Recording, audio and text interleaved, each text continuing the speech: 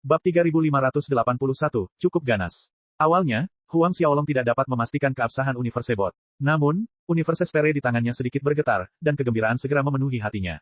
Jika perahu kecil itu dapat beresonansi dengan Universe Sphere, kemungkinan besar itu adalah Universe Bot. Hati Huang Xiaolong melonjak kegirangan. Perahu semesta. Harta karun kelas alam semesta yang lahir dari alam semesta pertama. Itu adalah harta karun tercepat di semua 13 alam semesta, dan memiliki kemampuan menyerang yang terkuat. Terlebih lagi, ada rumor bahwa seseorang dapat memahami misteri alam semesta ketika mereka berkultivasi dalam formasi perahu alam semesta. Itu akan sangat membantu mereka dalam menerobos ke alam dewa alam semesta. Bos itu sedikit terkejut ketika melihat ekspresi Huang Xiaolong. Perahu kecil itu adalah sesuatu yang berhasil diambilnya entah sudah berapa lama. Sepertinya dia menemukannya ketika sedang mencari tanaman herbal berharga di pegunungan. Dia mengambilnya karena terlihat sangat keren, tetapi dia tidak mengerti betapa istimewanya itu. Karena itu, dia membuangnya ke sudut. Berapa harga perahunya? Tanya Huang Xiaolong. Setelah ragu sejenak, bos itu bukanlah seorang amatir. Dari raut wajah Huang Xiaolong, bos itu tahu bahwa perahu itu adalah sesuatu yang istimewa. Meski begitu, dia tidak tahu apa sebenarnya itu, dan dia hanya bisa mencoba peruntungannya. Tuan, bagaimana kalau 100 ribu koin dao? Lagi pula, tidak ada pengusaha sukses yang akan melepaskan kesempatan untuk menghasilkan lebih banyak uang. Pria itu menatap Huang Xiaolong dengan hati-hati setelah menawarkan harganya. Tawa Huang Xiaolong menggemparkan langit saat dia melihat ekspresi ragu-ragu di wajah bosnya. Saat sang bos mengira keadaan akan memburuk, Huang Xiaolong melemparkan cincin spasial. Saat membuka cincin itu, bos melihat koin dao menumpuk hingga ke langit. Ada banyak koin dao di dalam cincin itu, dan jumlahnya lebih dari cukup untuk membentuk beberapa jajaran gunung. Dengan tangan gemetar karena terkejut, dia hampir menjatuhkan cincin itu. Berapa banyak koin dao di sana? 1 miliar, puluhan miliar. Tuhan, apakah ini benar-benar untukku? Ada apa? Apakah terlalu sedikit? Tanya Huang Xiaolong. Tidak, sebenarnya ini terlalu berlebihan. Sang bos tergagap. Dengan jumlah koin dao di atas cincin itu, dia akan lebih dari siap seumur hidup. Saya harap tidak ada yang tahu apa yang terjadi hari ini, Huang Xiaolong mengingatkan. Tuan, Anda dapat yakin bahwa tidak seorang pun akan mengetahui kejadian yang terjadi di sini hari ini. Bos itu berbicara dengan tergesa-gesa dan dia segera bersumpah. Sebenarnya, dia tidak akan memberitahu orang-orang apa yang terjadi. Bagaimanapun, dia akan mengalami nasib yang lebih buruk daripada kematian jika orang-orang mengetahui bahwa dia berhasil memperoleh beberapa miliar koin dao. Bahkan keluarga yang berada di puncak alam semesta akan tergoda oleh jumlah uang yang dimilikinya.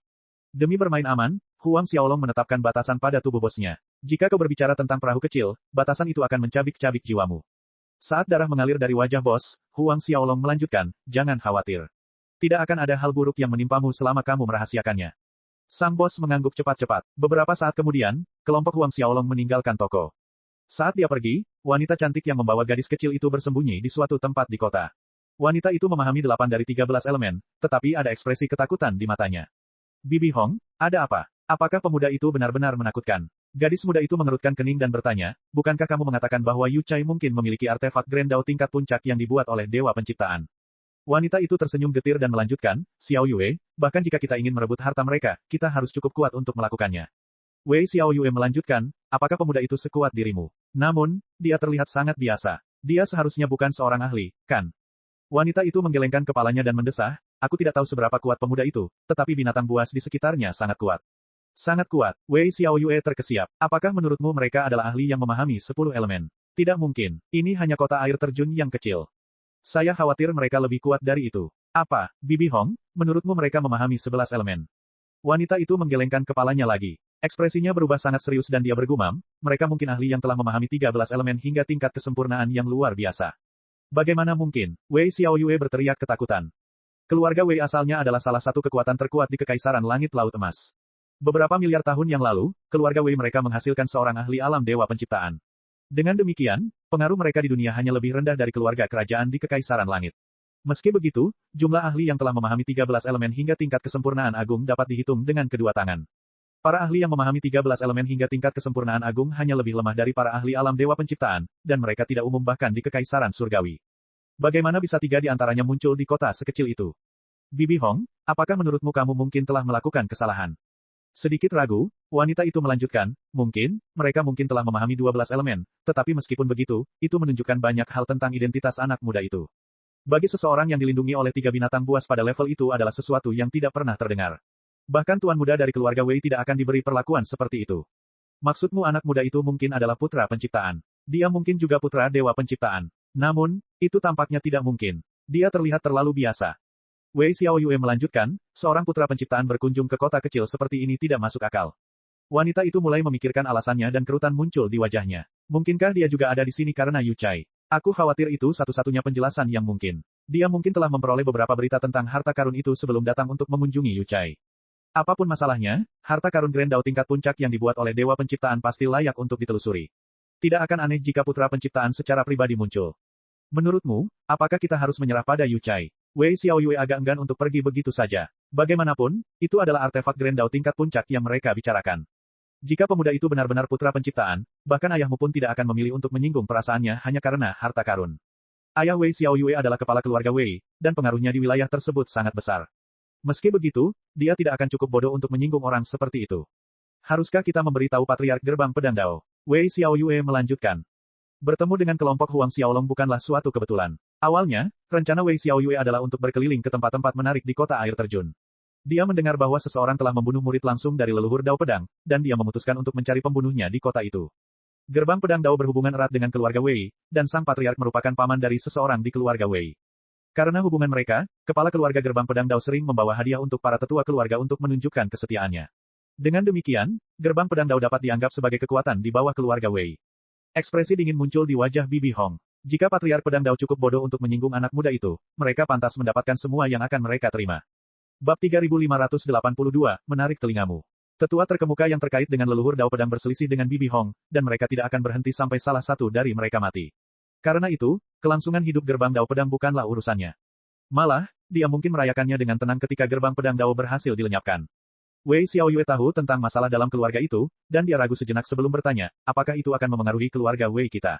Tentu saja tidak. Tenang saja, Gerbang Pedang Dao adalah antek keluarga kita. Kita bisa menyingkirkannya kapan saja kita mau. Jika dia memilih untuk menghancurkan Gerbang Pedang Dao, dia tidak akan berani menyinggung keluarga kita. Lagi pula, kita bukan orang yang mudah ditipu. Wei Xiaoyue mengangguk perlahan. Setelah meninggalkan toko, Huang Xiaolong dalam suasana hati yang baik. Ini adalah pertama kalinya dia merasa tenang setelah sekian lama. Bagaimanapun, perahu semesta akhirnya ada di tangannya.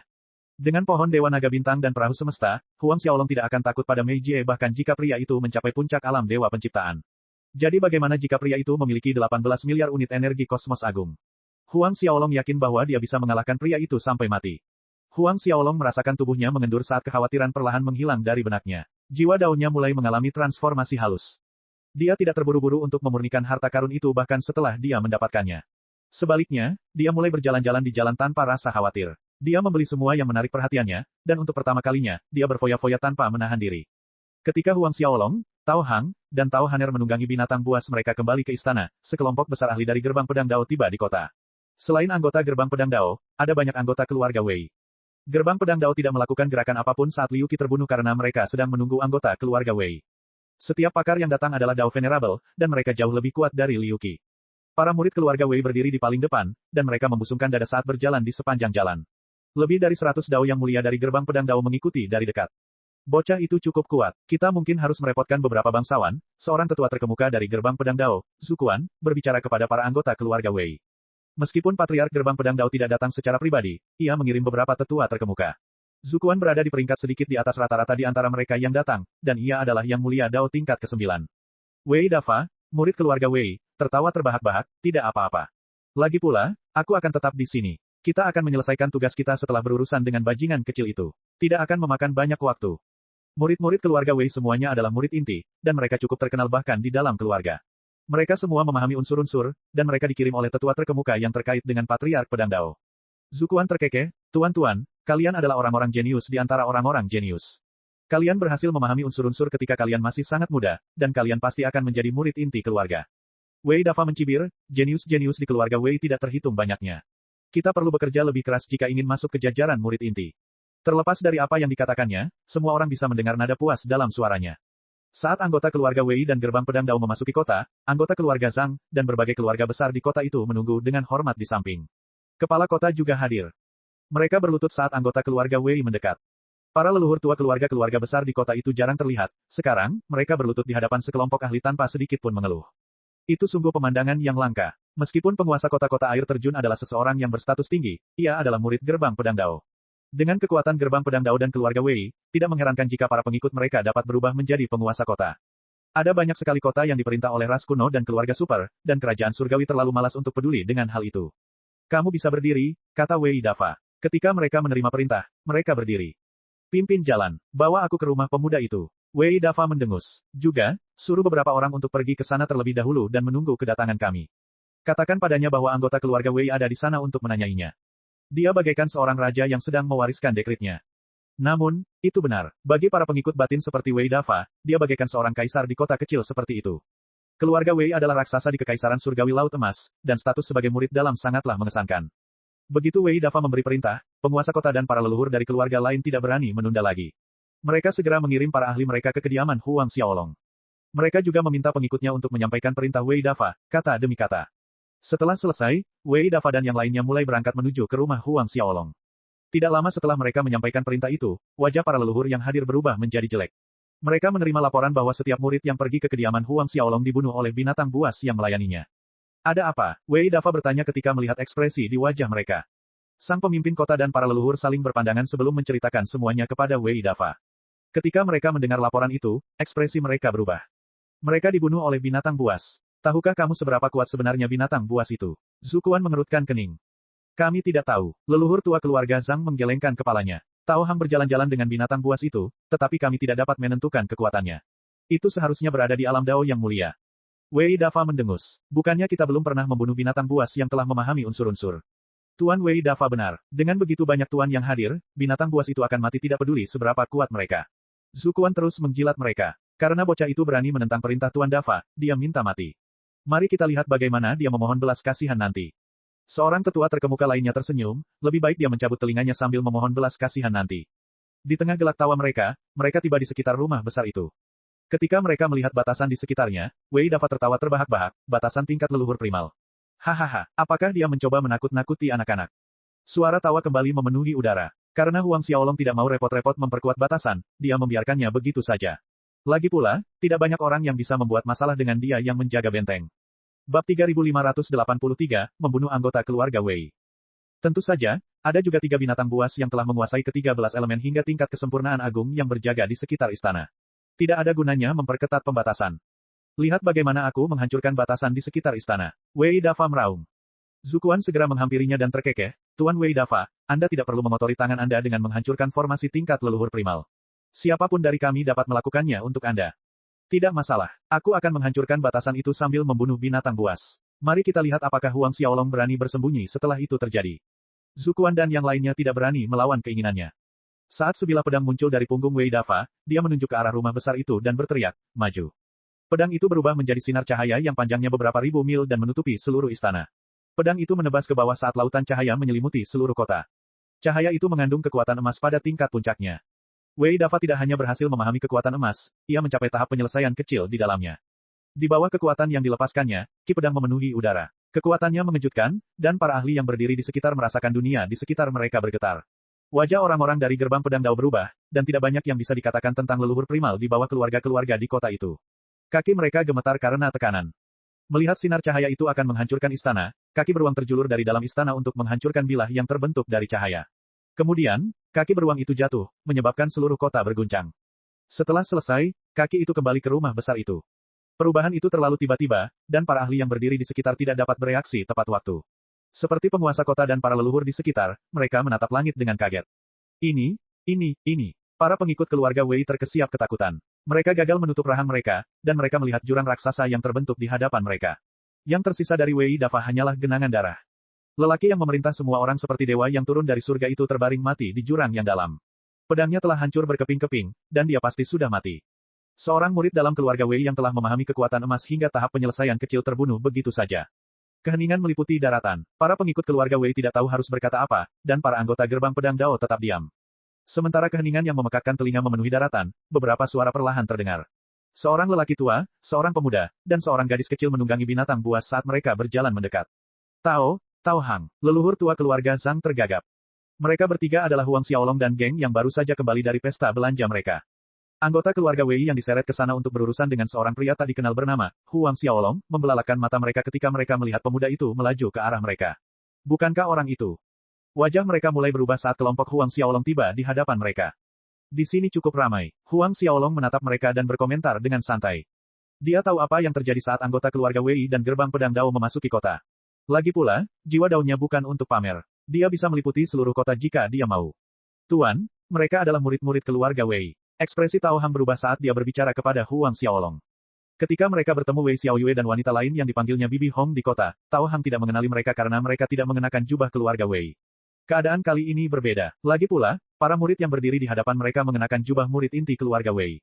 Sebagai murid inti keluarga Tao, Tao Hang tahu betapa bergengsinya status mereka. Di masa lalu, seorang murid inti keluarga Wei pergi ke keluarga Tao mereka dan semua orang di atas tingkat tetua agung dipanggil untuk menyambut mereka. Anggota keluarga Wei yang terjebak dalam keadaan terkejut kembali ke kenyataan dan mereka menghela napas lega saat melihat seseorang mengenali mereka.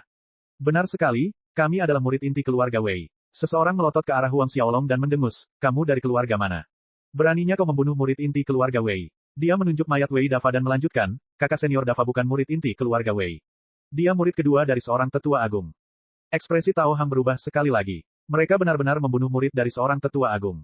Dia merasa dunia runtuh menimpanya. Oh, bagaimana dengan kalian? Apakah kalian murid dari para tetua agung? Huang Xiaolong terkekeh. Murid-murid yang berdiri di sekitar tidak mengerti apa yang dimaksud Huang Xiaolong, dan mereka menatapnya dalam diam. Karena aku telah membunuh seorang murid dari tetua agung, tidak masalah berapa banyak lagi yang akan kubunuh. Huang Xiaolong bergumam. Wajah orang-orang dari keluarga Wei berubah. Mereka hampir mengamuk ketika binatang buas yang ditunggangi Huang Xiaolong dengan santai mengayunkan cakarnya. Binatang buas itu membuat semua orang terperosok ke dalam tanah. Murid-murid keluarga Wei terbunuh begitu saja. Semua orang yang berdiri di sekitar hampir pingsan saat melihat apa yang terjadi. Bahkan ada beberapa leluhur tua yang jatuh berlutut. Huang Xiaolong menatap Zukuan dan yang lainnya sambil menghela napas, aku tidak pergi ke gerbang pedang Dao untuk mencari masalah dengan kalian, dan di sini kalian mencariku. Zukuan dan yang lainnya terjatuh ke tanah dan dia tergagap, Tuan, kami. Apa lagi yang ingin kau katakan? Ucapkan kata-kata terakhirmu. Huang Xiaolong bergumam. Tidak seorang pun berani mengangkat kepalanya. Saat binatang buasnya menjentikkan satu jari, semua orang yang menentang Huang Xiaolong terlempar ke langit. Mereka terbang keluar kota, dan mereka berubah menjadi genangan darah saat mendarat. Adapun penguasa kota dan yang lainnya, Huang Xiaolong terlalu malas untuk menyingkirkan mereka. Laporkan kepada keluarga Wei dan gerbang pedang Dao bahwa aku tidak akan mengampuni mereka jika mereka mencoba menggangguku lagi. Semua orang membenturkan kepala mereka ke tanah sebagai tanda pengakuan. Tidak butuh waktu lama sebelum Huang Xiaolong memasuki istana bersama dua orang lainnya. Mereka yang berlutut di luar istana baru berani mengangkat kepala setelah waktu yang sangat lama. Bab 3584, menyempurnakan perahu alam semesta. Mengikuti Huang Xiaolong dari dekat, Tao Hang berkata dengan cemas, Tuan, keluarga Wei adalah keluarga terhebat di Kekaisaran Surgawi Laut Emas. Mereka hanya berada di urutan kedua setelah keluarga kerajaan, dan bahkan keluarga Taoku tidak dapat mendekati kekuatan mereka. Huang Xiaolong meliriknya dengan santai dan berkata, tidak ada yang perlu dikhawatirkan. Jangan pikirkan keluarga Wei, bahkan jika keluarga kerajaan Kekaisaran Surgawi Laut Emas datang, tidak ada yang perlu ditakutkan. Di bawah tatapan aneh Tao Hang, Huang Xiaolong memasuki aula utama. Ayah, Tao Haner memanggil ayahnya dengan lembut setelah sekian lama. Tersadar kembali, dia segera mengikuti Tao Haner ke halaman. Meski begitu, kata-kata Huang Xiaolong terngiang di benaknya. Dia tidak mengerti apa maksudnya. Setelah mereka kembali ke istana, Huang Xiaolong segera memberitahu mereka tentang niatnya untuk mengasingkan diri, dan agar mereka berdua terus berkultivasi sendiri.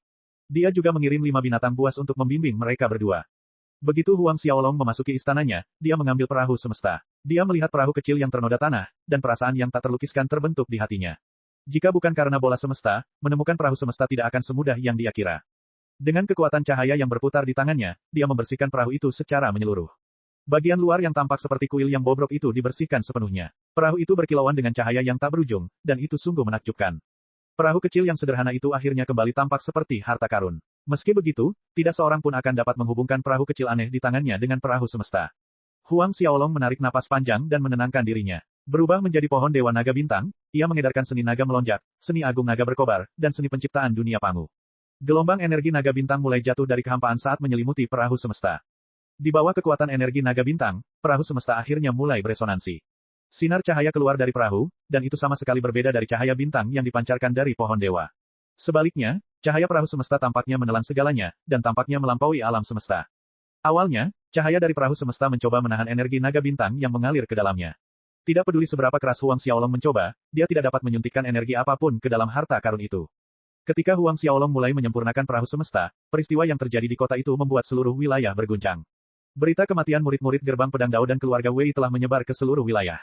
Banyak kota gemetar mendengar berita itu. Ketika Zhou He, Patriark Pedang Dao, mendengar berita itu, dia mulai panik.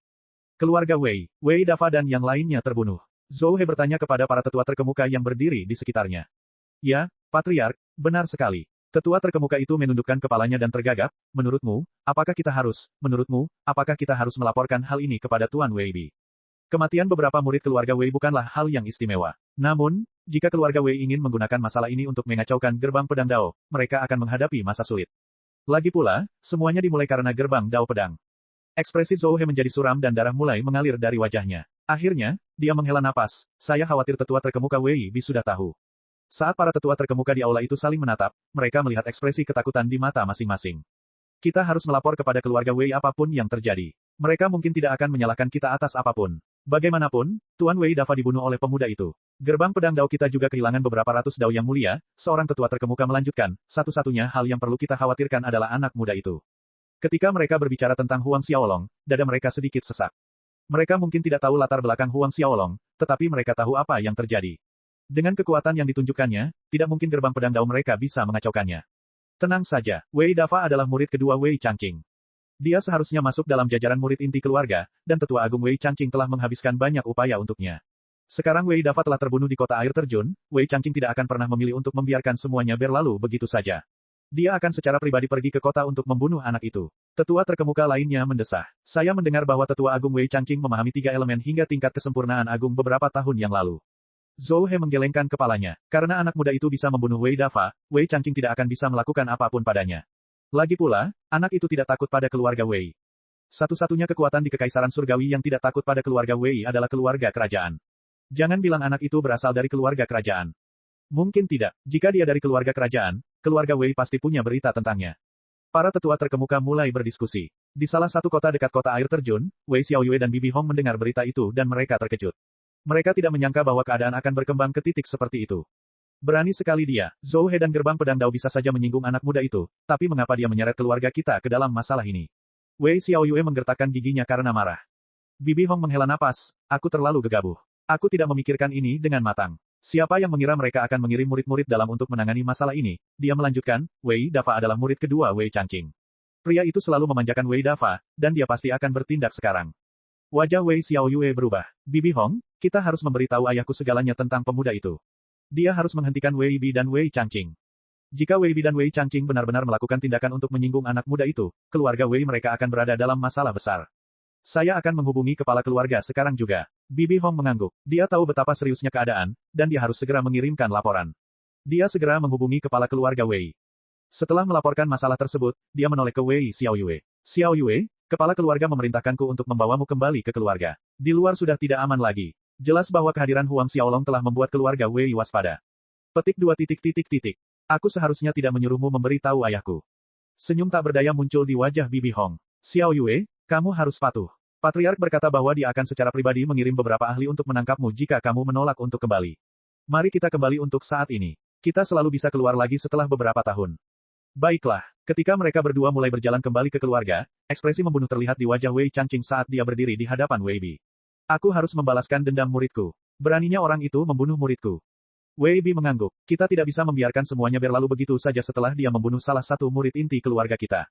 Meskipun latar belakangnya mengejutkan, dia harus meninggalkan hidupnya hari ini. Tiba-tiba, simbol transmisinya bergetar dan dia hampir melompat kaget. Setelah membaca pesan itu, dia menyadari bahwa Patriark memanggilnya dan Wei Changqing. Dari pesannya, sang Patriark tidak main-main. Tatapan aneh terbentuk di mata Wei Bi. Dia tidak mengerti mengapa mereka dipanggil oleh Patriark. Terlebih lagi, dia dipanggil bersama Wei Changqing. Bab 3585, Putra Pencipta Kekaisaran Surgawi lain. Wei Changqing ingin mengatakan sesuatu saat melihat ekspresi wajah Wei Bi, tetapi Wei Bi berbicara sebelum sempat mengatakan apapun. Sang Patriark mengirim pesan untuk kita. Kita harus melapor kepadanya sekarang juga. Kerutan terbentuk di wajah Wei Changqing. Hanya kita. Wei Bi mengangguk. Apakah Patriark mengatakan hal lain dalam pesan itu? Wei Changqing mengerutkan kening. Tidak, Wei Bi menggelengkan kepalanya dan melanjutkan, ayo kita pergi sekarang. Karena sang Patriark telah mengirim pesan untuk memanggil mereka berdua, itu pasti sesuatu yang penting. Baiklah, Wei Changqing sedikit lebih gugup saat dia mengikuti dari belakang sang doyen untuk bertemu dengan Patriark keluarga Wei. Ketika mereka tiba di aula utama, mereka melihat Wei Long, kepala keluarga Wei, duduk di kursi utama dengan ekspresi serius di wajahnya. Wei Bi dan Wei Changqing merasakan jantung mereka berdebar kencang. Kami memberi hormat kepada Patriark. Mereka membungkuk saat memasuki aula.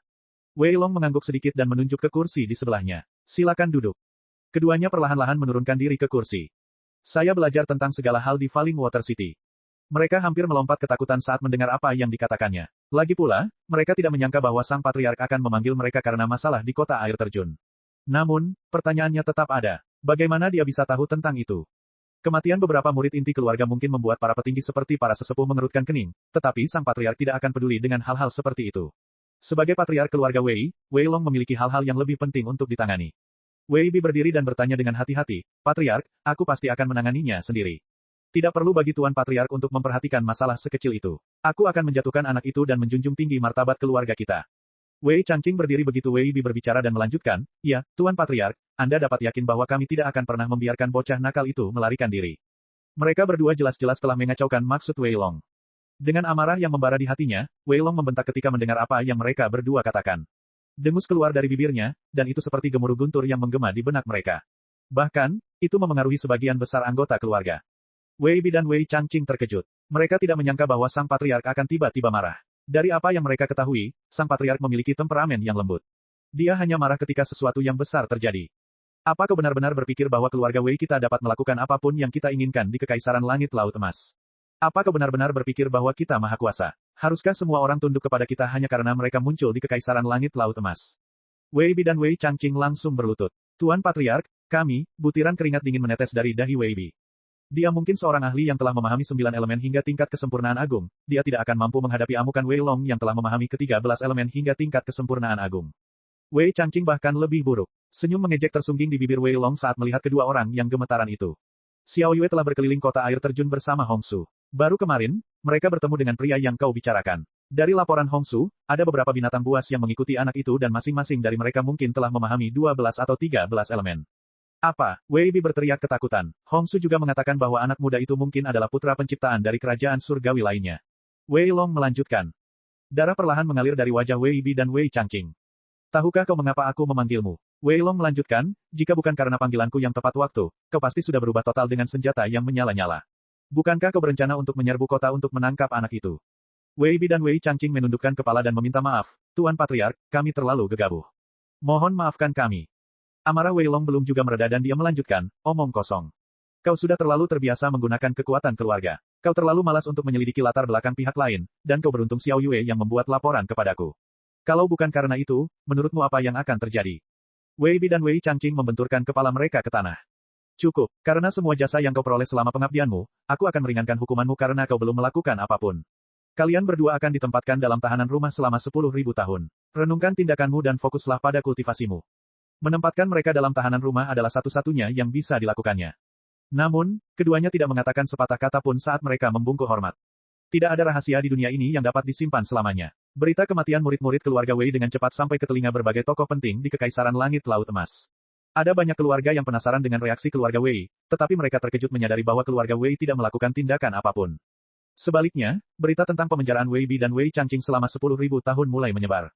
Semua orang menjadi bingung dan rumor mulai menyebar. Banyak kekuatan memulai penyelidikan mereka terhadap Huang Xiaolong, tetapi tidak mengherankan bahwa mereka kembali dengan tangan kosong. Awalnya, ada banyak kekuatan yang terus memperhatikan Huang Xiaolong. Namun, dia tidak muncul karena penyempurnaan perahu semesta, dan banyak kekuatan akhirnya melupakan keberadaannya. Puluhan ribu tahun berlalu dalam sekejap mata, dan energi naga bintang perlahan mulai menyatu dengan cahaya alam semesta yang berasal dari perahu. Sekarang setelah bertahun-tahun berlalu, Huang Xiaolong berhasil mencap jejak jiwa daunnya ke dalam perahu alam semesta. Selanjutnya, dia mengambil bola semesta. Dia melemparkannya ke mata formasi besar di perahu semesta, dan dia mengaktifkannya sepenuhnya. Dalam sekejap, sinar cahaya muncul dari perahu semesta. Itu menjadi pilar yang menjulang ke langit. Jika bukan karena fakta bahwa Huang Xiaolong telah meletakkan formasi yang tak terhitung jumlahnya di sekitar mereka, cahaya itu akan memperingatkan para anggota Kekaisaran Surgawi Laut Emas. Huang Xiaolong menghentikan pemurniannya, dan dia melihat ke arah perahu semesta raksasa yang ada di hadapannya. Dia merasakan kekuatan alam semesta di sekelilingnya, dan itu adalah kekuatan tak terbatas yang mengandung kekuatan tak terbatas. Bagi seseorang di levelnya, Huang Xiaolong tidak mungkin terkejut oleh banyak hal, jantungnya berdebar kencang di dadanya saat dia merasakan aura dari harta karun itu. Perahu semesta itu panjangnya beberapa juta kaki, dan rune Dao dapat terlihat di seluruh tubuhnya. Rune-rune itu perlahan menyatu ke dalam mata formasi. Berjalan ke haluan perahu semesta, Huang Xiaolong tampaknya telah memasuki ruang yang terpisah. Dia dapat merasakan misteri alam semesta dengan jelas, dan seolah-olah dia memasuki ruang yang paling dekat dengan sumber alam semesta. Dia merasa bahwa dia dapat menyentuh misteri alam semesta jika dia mengulurkan tangannya. Huang Xiaolong mulai berjalan menuju mata formasi di hadapannya, dan perasaannya menjadi semakin jelas. Bab 3586, menuju kota Laut Emas. Energi asal alam semesta memenuhi mata formasi. Kualitasnya jauh lebih tinggi dibandingkan dengan energi spiritual murni, dan berada pada level yang tak terlukiskan. Vena spiritual alam semesta tingkat puncak memiliki ki roh murni, dan itu adalah kualitas terbaik yang bisa diperoleh siapapun. Namun, Qi di sekitar formasi perahu alam semesta jauh lebih unggul. Ketika Huang Xiaolong memasuki ruang di dalam formasi, dia merasakan misteri alam semesta yang mengelilinginya. Mereka seperti naga emas kecil yang berenang di sekelilingnya. Jika bukan karena jiwa daunnya yang kuat, dia mungkin tidak akan menemukannya.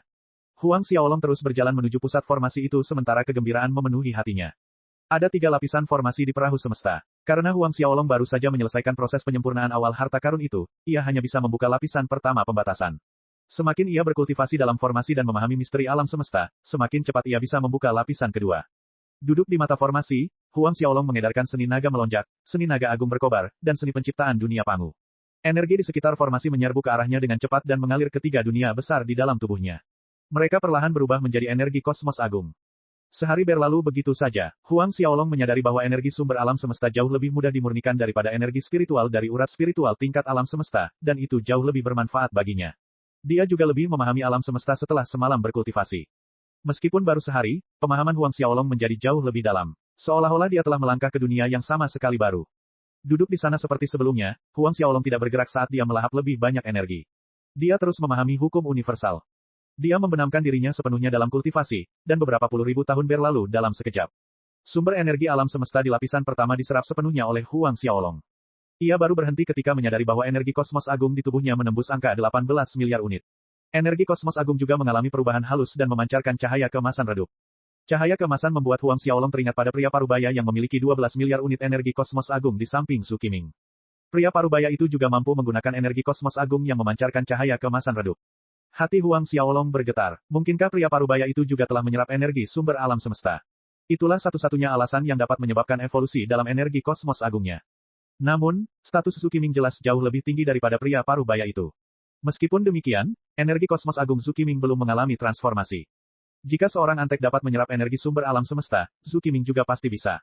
Huang Xiaolong dengan cepat membantah kemungkinan itu. Pria parubaya itu jelas tidak mengalami transformasi setelah menyerap energi sumber alam semesta. Bagaimanapun, itu seharusnya hanya ada di perahu alam semesta, dan tidak mungkin itu bisa muncul di tempat lain di 13 alam semesta. Tak lagi peduli dengan masalah itu, Huang Xiaolong memutar otak untuk memikirkan cara agar perahu semesta dapat menghasilkan lebih banyak energi seperti itu. Lapisan pertama formasi itu mungkin telah mengumpulkan sejumlah besar energi sumber alam semesta setelah jangka waktu yang lama.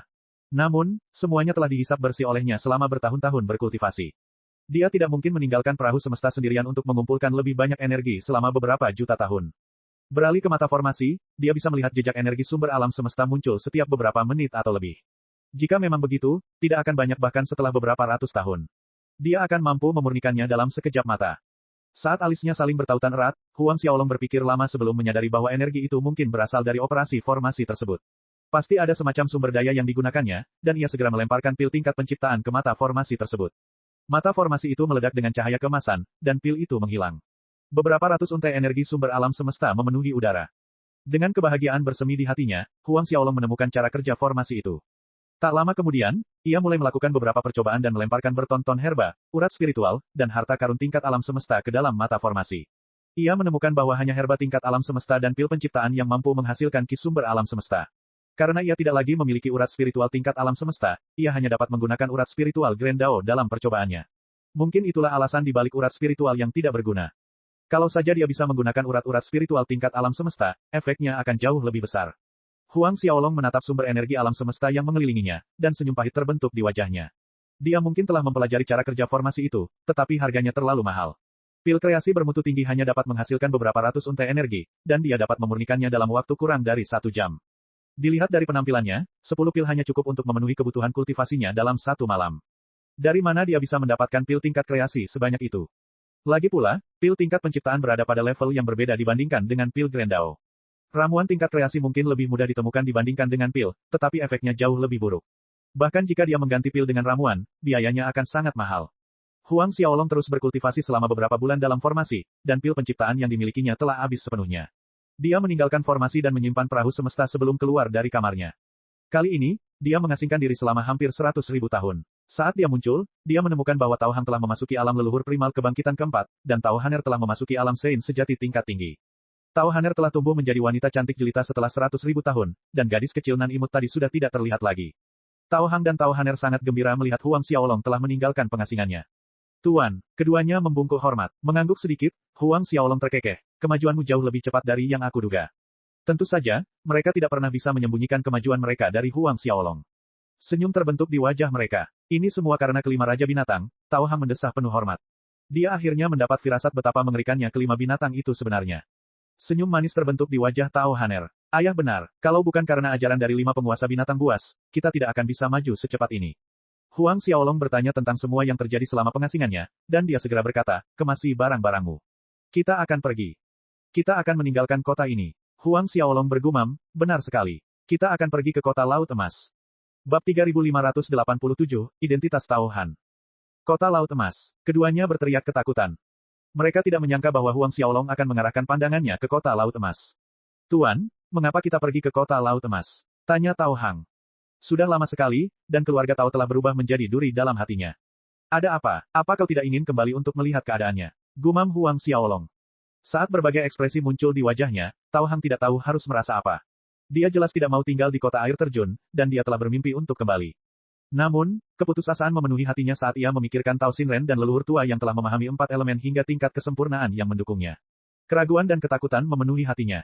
Setelah beberapa saat, dia menarik napas dingin dan membungkuk hormat kepada Huang Xiaolong. Tuan memberiku kesempatan hidup baru, dan aku akan mengikutimu kemanapun kau pergi. Tao Haner mengangguk perlahan ke samping. Senyum mengembang di wajah Huang Xiaolong. Ia menyuruh mereka mengemasi barang-barang mereka, dan ia bersiap untuk berangkat. Setengah hari kemudian, masing-masing dari mereka menaiki punggung seekor binatang buas saat meninggalkan istana mereka. 2 orang yang tidak membawa siapapun mengikuti di belakang, dan Huang Xiaolong tahu bahwa ia mungkin tidak akan pernah kembali ke kota air terjun. Karena itu, tidak ada gunanya menahan siapapun di istana. Kabar kepergian mereka pun segera sampai ke penguasa kota. Ketika para leluhur dari berbagai keluarga mendengar kabar tersebut, mereka pun berlutut dengan gembira. Tuan, apakah kami tidak akan pernah kembali? Tao Haner bertanya kepada Huang Xiaolong sambil menatap kota di bawah dengan tatapan enggan. Ada apa? Ekspresi malu muncul di wajahnya dan dia melanjutkan, saya agak sedih harus pergi. Lagi pula, saya sudah tumbuh di sini.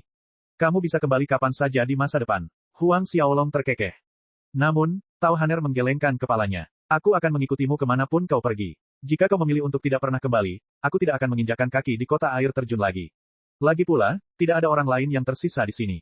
Dia terdiam setelah berbicara. Sejak lahir, dia tidak tahu siapa orang tuanya. Dia yatim piatu, dan dia beruntung bisa bertemu Tao Hang. Kalau tidak, dia pasti sudah lama kembali ke bumi. Di masa depan, kita akan saling peduli, gumam Huang Xiaolong. Tao Haner mengangguk sementara air mata memenuhi matanya. Haner, di masa depan, aku pasti akan meminta seseorang untuk menyelidiki identitasmu. Kita pasti akan dapat menemukan jawabannya. Tao Hang menjelaskan. Dulu, Tao Hang telah mencari orang tua Tao Haner selama yang dapat diingatnya. Ia mencari keluar kota, dan bahkan mencoba mencari di kota-kota di wilayah tersebut. Meskipun demikian, ia gagal menemukan berita apapun. Ayah, tidak apa-apa. Tao Haner menggelengkan kepalanya. Di mataku, kaulah satu-satunya ayahku. Tao Hang mengangguk dengan sungguh-sungguh. Binatang-binatang itu bergerak cepat dan Huang Xiaolong beserta yang lainnya segera meninggalkan wilayah yang dikuasai kota air terjun. Meski begitu, Huang Xiaolong telah memerintahkan binatang-binatang itu untuk bergerak sepelan mungkin. Tidak lama setelah mereka pergi, mereka mendengar teriakan aneh dari suatu tempat di kejauhan. Teriakan itu membuat rambut mereka berdiri tegak. Asap kuning kusam mengepul ke udara. Tao Hang dan Tao Han terkejut. Itu Ki Mayat. Tao Han menatap asap kuning kusam itu dan terkesiap. Itu bukan Ki Mayat biasa. Tao Hang berubah serius. Dia menoleh ke Huang Xiaolong dan bertanya, Yang mulia, haruskah kita pergi ke sana dan melihatnya? Baiklah. Ketiganya mengubah arah saat menuju ke sumber teriakan mengerikan itu. Sebelum mereka sempat mendekat, banyak sekali makhluk aneh yang menghampiri mereka. Makhluk-makhluk itu bukan mayat, tetapi mereka juga bukan manusia. Ki Mayat mengelilingi mereka saat mereka menerjang kelompok 3 orang Huang Xiaolong. Itu adalah mayat hantu dari Laut Pemakaman. Ekspresi Tao Hang berubah saat dia berteriak. Laut Pemakaman adalah wilayah paling berbahaya kedua di Kekaisaran Langit Laut Emas. Itu hanya kedua setelah Pegunungan Sentien. Jika Sentien Mountain Rage adalah wilayah kekuasaan binatang buas, Sea of Burials akan menjadi surga bagi Ghost Course. Mereka semua kuat di wilayah kekuasaan mereka, dan jumlah Ghost Course jauh lebih banyak daripada jumlah binatang buas. Mereka sangat sulit dibunuh, dan tidak ada yang mau melawan Ghost Course hanya demi itu. Binatang-binatang buas yang mengikuti di belakang kelompok Huang Xiaolong meraung dan menamparkan mayat-mayat hantu itu sebelum mereka sempat mendekat. Dengan satu tamparan, mereka hancur total. Bahkan tubuh mereka pun tidak tersisa. Tao Hang merasakan butiran keringat dingin menetes dari dahinya saat melihat kejadian itu. Konon katanya, seseorang akan mengalami akhir yang menyedihkan jika mereka berakhir sebagai santapan mayat hantu. Mayat hantu akan melahap jiwa seseorang sebelum menggerogoti tubuhnya. Kematian adalah kemewahan jika mereka jatuh ke tangan mayat hantu.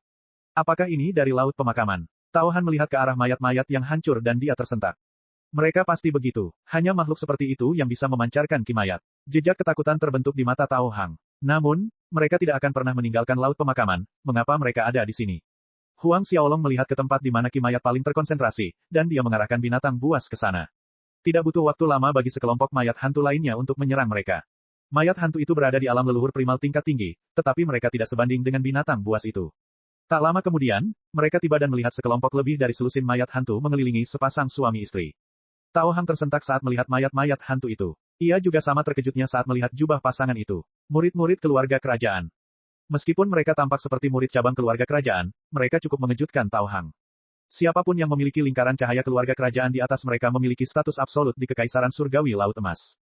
Rekan kultivator, tolong bantu kami. Teriak wanita di antara keduanya saat melihat rombongan Huang Xiaolong.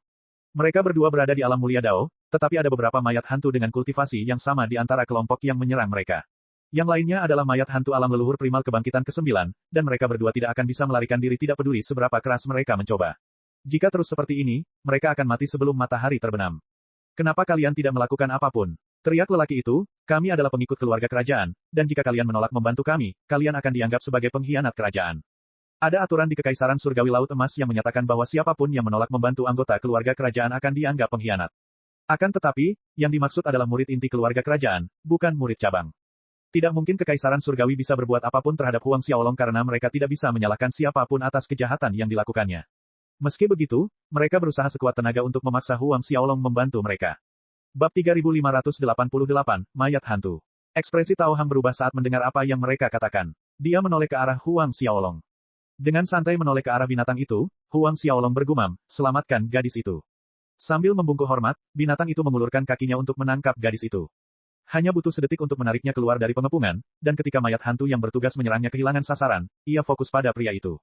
Darah mengalir dari wajahnya. Kau, pria itu menunjuk Huang Xiaolong dan berteriak, begitu aku melarikan diri, aku akan membunuhmu. Wanita yang diselamatkan itu tidak dapat menahan rasa panik ketika melihat Huang Xiaolong tidak berniat menolong pria itu. Rekan kultivator, tolong selamatkan temanku. Meskipun mereka tidak memiliki hubungan darah, mereka adalah pengikut keluarga kerajaan. Dia tidak bisa duduk diam dan melihat dia terbunuh. Huang Xiaolong sama sekali tidak menunjukkan ekspresi apapun dan dia tidak tampak akan melakukan apapun. Tepat saat Huang Xiaolong hendak pergi bersama Tao Hang dan Tao Haner, seberkas cahaya pedang muncul dari jauh dan menebas salah satu mayat hantu. Tak lama kemudian, cahaya pedang itu kembali muncul dan menebas makhluk-makhluk lainnya.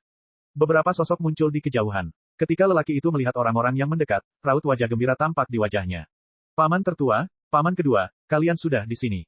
Mereka yang datang adalah para pakar keluarga kerajaan. Ketika para mayat hantu melihat rekan-rekan mereka mati satu persatu, mereka segera meninggalkan tempat kejadian. Dalam sekejap mata, semua orang telah pergi. Jian Wen, kamu baik-baik saja. Salah satu pria parubaya yang datang bertanya. Murid yang diselamatkan, Jin Jian Wen, tersentak, aku baik-baik saja sekarang. Kalau bukan karena kalian semua yang bergegas, aku pasti sudah mati. Dia menoleh ke Huang Xiaolong dan meraung, orang di sana itu bermasalah. Dia bisa saja menyelamatkanku, tetapi dia memilih untuk membiarkanku mati. Dia menyelamatkan Jin Sue, membiarkan binatang buas lainnya mengepungku. Dia pasti sedang merencanakan sesuatu terhadapku. Kita harus menangkapnya dan melemparkannya ke penjara surgawi. Para ahli menoleh menatap Huang Xiaolong dengan wajah tidak bersahabat setelah mendengar apa yang dikatakannya. Benarkah yang dikatakannya? Paman tertua anak itu, Jin Chengming, mengerutkan kening.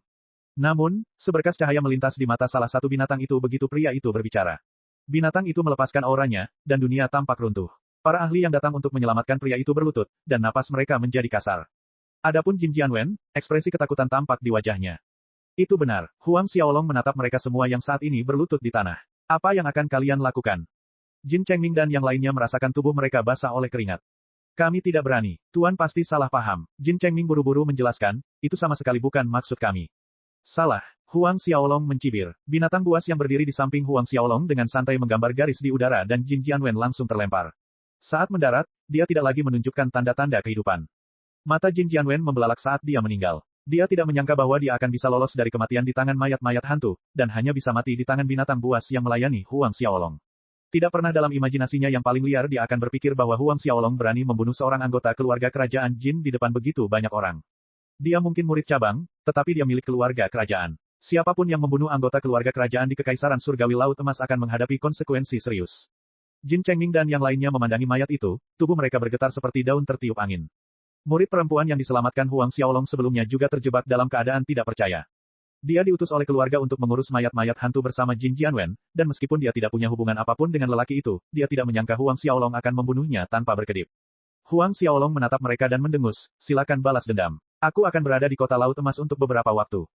Segera setelah itu, dia berbalik dan pergi. Tao Hang dan Tao Han'er menatap mayat Jin Jianwen beberapa saat lebih lama sebelum mengikuti di belakang Huang Xiaolong. Sepanjang perjalanan, Tao Hang merasakan pikirannya berdengung ketika dia memikirkan bagaimana Huang Xiaolong membunuh seorang anggota keluarga kerajaan. Tuan, anggota keluarga Jin tidak akan membiarkan hal ini terjadi begitu saja. Tao Hang tidak dapat menahan diri untuk mengingatkan Huang Xiaolong. Huang Xiaolong terkekeh pelan. Bagus sekali. Lagi pula, itu akan membuat hidup kita di kota Laut Emas menjadi jauh lebih menarik. Kehilangan kata-kata, Tao Hang hanya bisa menatap Huang Xiaolong dengan terdiam tertegun. Ayah, tenang saja. Ketika anggota keluarga Wei terbunuh, mereka tidak berani membuat masalah. Tao Han angkat bicara dari samping. Sambil menggelengkan kepalanya perlahan, Tao Hang mendesah, keluarga Jin bukanlah keluarga Wei.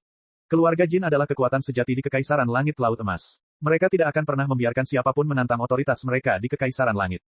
Sambil tersenyum tipis, Huang Xiaolong tidak berkata apa-apa. Sebaliknya, mereka melanjutkan perjalanan mereka ke kota Laut Emas. Sepanjang jalan, mereka akan bertemu dengan beberapa mayat hantu yang cukup kuat untuk menantang leluhur primal. Bahkan ada beberapa dari mereka yang telah memahami unsur-unsur. Tao Hang mengerutkan kening saat dia menyadari banyaknya mayat hantu yang mereka temui. Pasti ada sesuatu yang terjadi di laut pemakaman. Kalau tidak, mayat-mayat hantu itu tidak akan pernah muncul di sini. Apakah leluhur hantu memerintahkan mayat-mayat hantu untuk menyerang kita? Tanya Tao Han. Pada masa lalu, terjadi peperangan antara mayat hantu dengan manusia. Tidak mungkin, Tao Hang menjelaskan, jika itu benar, mereka pasti sudah mengerahkan seluruh pasukan. Semua mayat hantu yang kami temui hampir sendirian. Kelompok terbesar terdiri dari beberapa lusin mayat, dan mereka tampaknya tidak diperintah. Mayat-mayat hantu di laut pemakaman itu seperti manusia. Mereka memiliki pembudidaya dan mereka membentuk berbagai faksi di antara mereka sendiri. Meskipun sesekali diserang, binatang buas di sekitar Huang Xiaolong ada di sana untuk mengurus semuanya. Dengan satu tamparan, tidak ada mayat hantu yang akan berdiri tegak. Mereka tidak melambat sedikit pun saat meneruskan perjalanan menuju kota Laut Emas. Karena Huang Xiaolong memerintahkan mereka untuk memperlambat laju, mereka baru tiba setelah sebulan.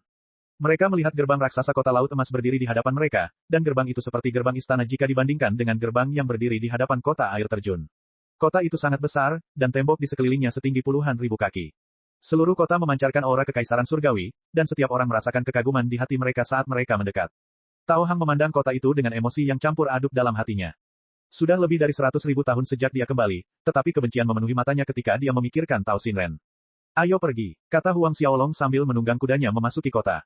Ada pasukan yang melakukan pemeriksaan di mana-mana, tetapi mereka mundur ketika Tao Hang menunjukkan kepada mereka plakat milik murid dalam keluarga Tao. Ketika mereka masuk, Tao Hang berkata kepada Huang Xiaolong, Tuan, hari sudah mulai malam. Aku punya halaman di kota, dan kita bisa pergi ke sana untuk beristirahat sebentar. Baiklah, Huang Xiaolong mengangguk. Bab 3589, Hukuman Mati. Mereka segera menuju ke halaman. Ini bukan halaman yang besar, dan hanya ada 3 ruangan kecil. Tao Hang menampakkan ekspresi malu saat menjelaskan kepada Huang Xiaolong. Silakan saja. Lagi pula, halaman rumahnya tidak ada bandingannya dengan rumah besar yang mereka miliki di kota air terjun. Tidak masalah, gumam Huang Xiaolong. Kita akan membeli setiap rumah bangsawan di sekitar halaman dalam beberapa hari. Tao Hang menatapnya dengan kaget. Tao Han'er menutup mulutnya dan terkekeh. Ia menoleh ke Huang Xiaolong dan tertawa, apakah kau tahu berapa harga sebidang tanah di kota Laut Emas? Dulu, halaman rumahku bernilai 3.000 koin dao. Tao Hang menggelengkan kepalanya dan mendesah, mungkin letaknya di tempat terpencil, tetapi sekarang nilainya pasti jauh lebih tinggi. 3.000 koin dao setara dengan 3 juta uang suci. Meskipun hanya memiliki 3 kamar kecil, itu dianggap sebagai kemewahan. Rumah bangsawan Huang Xiaolong di kota air terjun terletak di jalan tersibuk, dan harganya paling mahal 10.000 koin dao. Tao Han'er tersentak ketakutan saat mendengar harga halaman itu. Itu benar-benar mahal. Huang Xiaolong terkekeh. Jika kamu melelang jepit rambut giok yang kuberikan padamu, kamu akan bisa membeli banyak rumah di pusat kota. Bagaimanapun, itu adalah artefak Dao Agung tingkat puncak yang dibuat oleh Dewa Pencipta. Tao Han'er menggelengkan kepalanya dengan tegas dan mendesah, sekalipun mereka memberiku 1 juta tanah, aku tidak akan menjualnya. Tao Hang tertawa. Jika Anda membeli 1 juta rumah di kota, Anda akan dapat menyewakannya dengan harga yang sangat tinggi. Anda akan dapat membeli apapun yang Anda inginkan. Tidak, aku akan menyimpan jepit rambutku, Tao Han'er mendengus. Dia menyelesaikan penyempurnaan awal artefak tersebut, tetapi dia tidak tahu bahwa itu adalah artefak Grand Dao tingkat puncak. Satu-satunya alasan dia menyukai jepit rambut itu adalah karena itu adalah hadiah dari Huang Xiaolong. Huang Xiaolong tidak dapat menahan tawa ketika melihat ekspresinya. Beberapa saat kemudian, mereka tiba di halaman Tao Hang. Mereka terkejut saat mengetahui bahwa halaman itu tidak terlihat lagi. Sebaliknya, halaman itu berubah menjadi etalase pertokoan, dan halaman-halaman di sekitarnya pun mengalami nasib yang sama. Seluruh jalan dipenuhi dengan toko-toko yang menjual batu giok, dan toko itu disebut toko batu giok Xinren. Xinren, Tao Xinren. Tao Hang menyadari apa yang sedang terjadi saat ia melihat nama toko itu. Api amarah berkobar di hatinya. Tao Xinren, dasar bajingan. Kau membunuh istriku dan mencuri pekaranganku. Aku bersumpah tidak akan berhenti sampai kau mati. Huang Xiaolong menepuk bahunya untuk menenangkannya. Dia berjalan menuju toko dan berbicara kepada pelayan, apakah kalian semua budak Tao Xinren? Petugas itu melotot ke arah Huang Xiaolong ketika mendengar nada tidak ramah itu. Dia berteriak, benar sekali. Pemilik toko kami adalah murid inti keluarga Tao, Tao Xinren. Apa kau keberatan dengan itu? Bocah, apa kau di sini untuk membuat masalah? Menyebabkan masalah. Huang Xiaolong terkekeh pelan. Salah satu dari mereka mendekati toko dan mengeluarkan suara gemuruh yang menggetarkan. Saat suara gemuruh itu keluar dari bibirnya, petugas toko itu terlempar ke ujung jalan.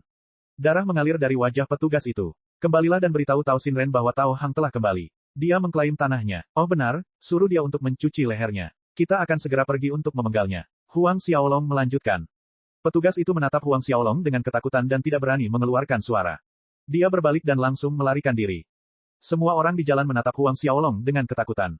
Mengabaikan mereka semua, Huang Xiaolong membawa Tao Hang dan Tao Haner ke dalam toko. Meskipun mereka mengubah halaman menjadi etalase toko, masih ada 2 kamar di belakang. Huang Xiaolong dengan santai melihat sekeliling dan melemparkan cincin spasial kepada Tao Hang. Silakan beli semua toko di daerah sekitar. Jika mereka menolak untuk menjual, bayar 2 kali lipat. Jika mereka masih tidak mau, beri mereka 3 kali lipat harga yang diminta. Tao Hang menatap isi cincin spasial dan rahangnya ternganga saat melihat ratusan juta koin Dao tergeletak di sana. Silakan saja dan habiskan semuanya di sana. Huang Xiaolong terkekeh. Tao Hang tergagap, semuanya. Berapa banyak toko yang perlu dia beli agar bisa menghabiskan semua uangnya? Sekalipun dia membeli semua toko di sepanjang jalan, dia tidak akan sanggup menghabiskan tumpukan koin Dao di atas ring. Huang Xiaolong mengangguk. Benar sekali, beli semua bangunan di sekitar kita. Tao Hang tidak percaya dengan apa yang didengarnya. Apakah Huang Xiaolong benar-benar berencana membeli seluruh tanah untuk membangun rumah bangsawan? Seberapa besar itu? Tuan, apakah Anda berencana membangun istana dengan memanfaatkan tanah di sekitarnya? Anda perlu izin dari keluarga kerajaan jika ingin membangun bangunan sebesar itu. Tao Hang menjelaskan. Peristiwa itu seperti saat keluarga Tao membangun rumah besar mereka. Keluarga kerajaan membatasi ukuran tempat tinggal seseorang, dan keluarga Tao mereka bukan satu-satunya yang dibatasi. Bahkan keluarga-keluarga puncak di Kekaisaran Surgawi pun terpengaruh. Ketika keluarga Wei ingin membangun istana mereka di kota Laut Emas, mereka harus mendapatkan izin dari keluarga kerajaan. Huang Xiaolong tertawa. Bahkan jika Jin Hai, dewa penciptaan yang menciptakan Kekaisaran Surgawi secara pribadi muncul, dia tidak akan berani berbicara menentang Huang Xiaolong. Pergilah, kau tidak perlu khawatir tentang hal-hal seperti ini, gumam Huang Xiaolong. Tao Hang membuka mulutnya sedikit dan memilih untuk melakukan apa yang dikatakannya. Dia berkeliling membeli semua toko, dan dengan kekuatan koin Dao, semuanya berjalan lancar. Pada dasarnya setiap pemilik toko setuju untuk menjual toko mereka, dan mereka yang menolak diberi setumpuk uang sesuai dengan keinginan Huang Xiaolong. Ketika Tao Hang sedang sibuk membeli barang-barang di toko, pelayan yang tadi terlempar kembali membawa setumpuk ahli dari keluarga Tao. Mereka semua adalah orang-orang yang membantu Tao Xinren, tetapi ada banyak yang masih menjalankan misi untuk membunuh mayat-mayat hantu yang berkeliaran di negeri itu. Karena itu, sebagian besar kekuatannya hilang. Petugas itu membawa para ahli ke halaman asli Tao Hang, dan dia berteriak pada Huang Xiaolong, itu dia. Turunkan dia. Pakar yang memimpin mendengus, bawa dia kembali. Kami akan menyiksanya dengan segala yang kami punya dan Tuan Muda bisa menghadapinya saat dia kembali. Baik, manajer Tao Fei. Para ahli membungkuk hormat. Begitu mereka menginjakkan kaki di toko, salah satu binatang buas muncul. Binatang itu mengeluarkan suara gemuruh yang menyebabkan bumi bergetar dan gelombang suara itu merobek jalan-jalan di kota. Meskipun Huang Xiaolong saat ini berada di sudut kota yang acak, suara gemuruh itu menyebabkan istana-istana di sekitarnya bergetar. Suara itu akhirnya sampai ke telinga orang-orang di istana kerajaan. Ledakan. Formasi besar yang dibangun Jin Hai langsung aktif ketika sinar cahaya menembus langit. Bab 3590, 5 Raja Binatang Buas Hebat dari Pegunungan Berakal.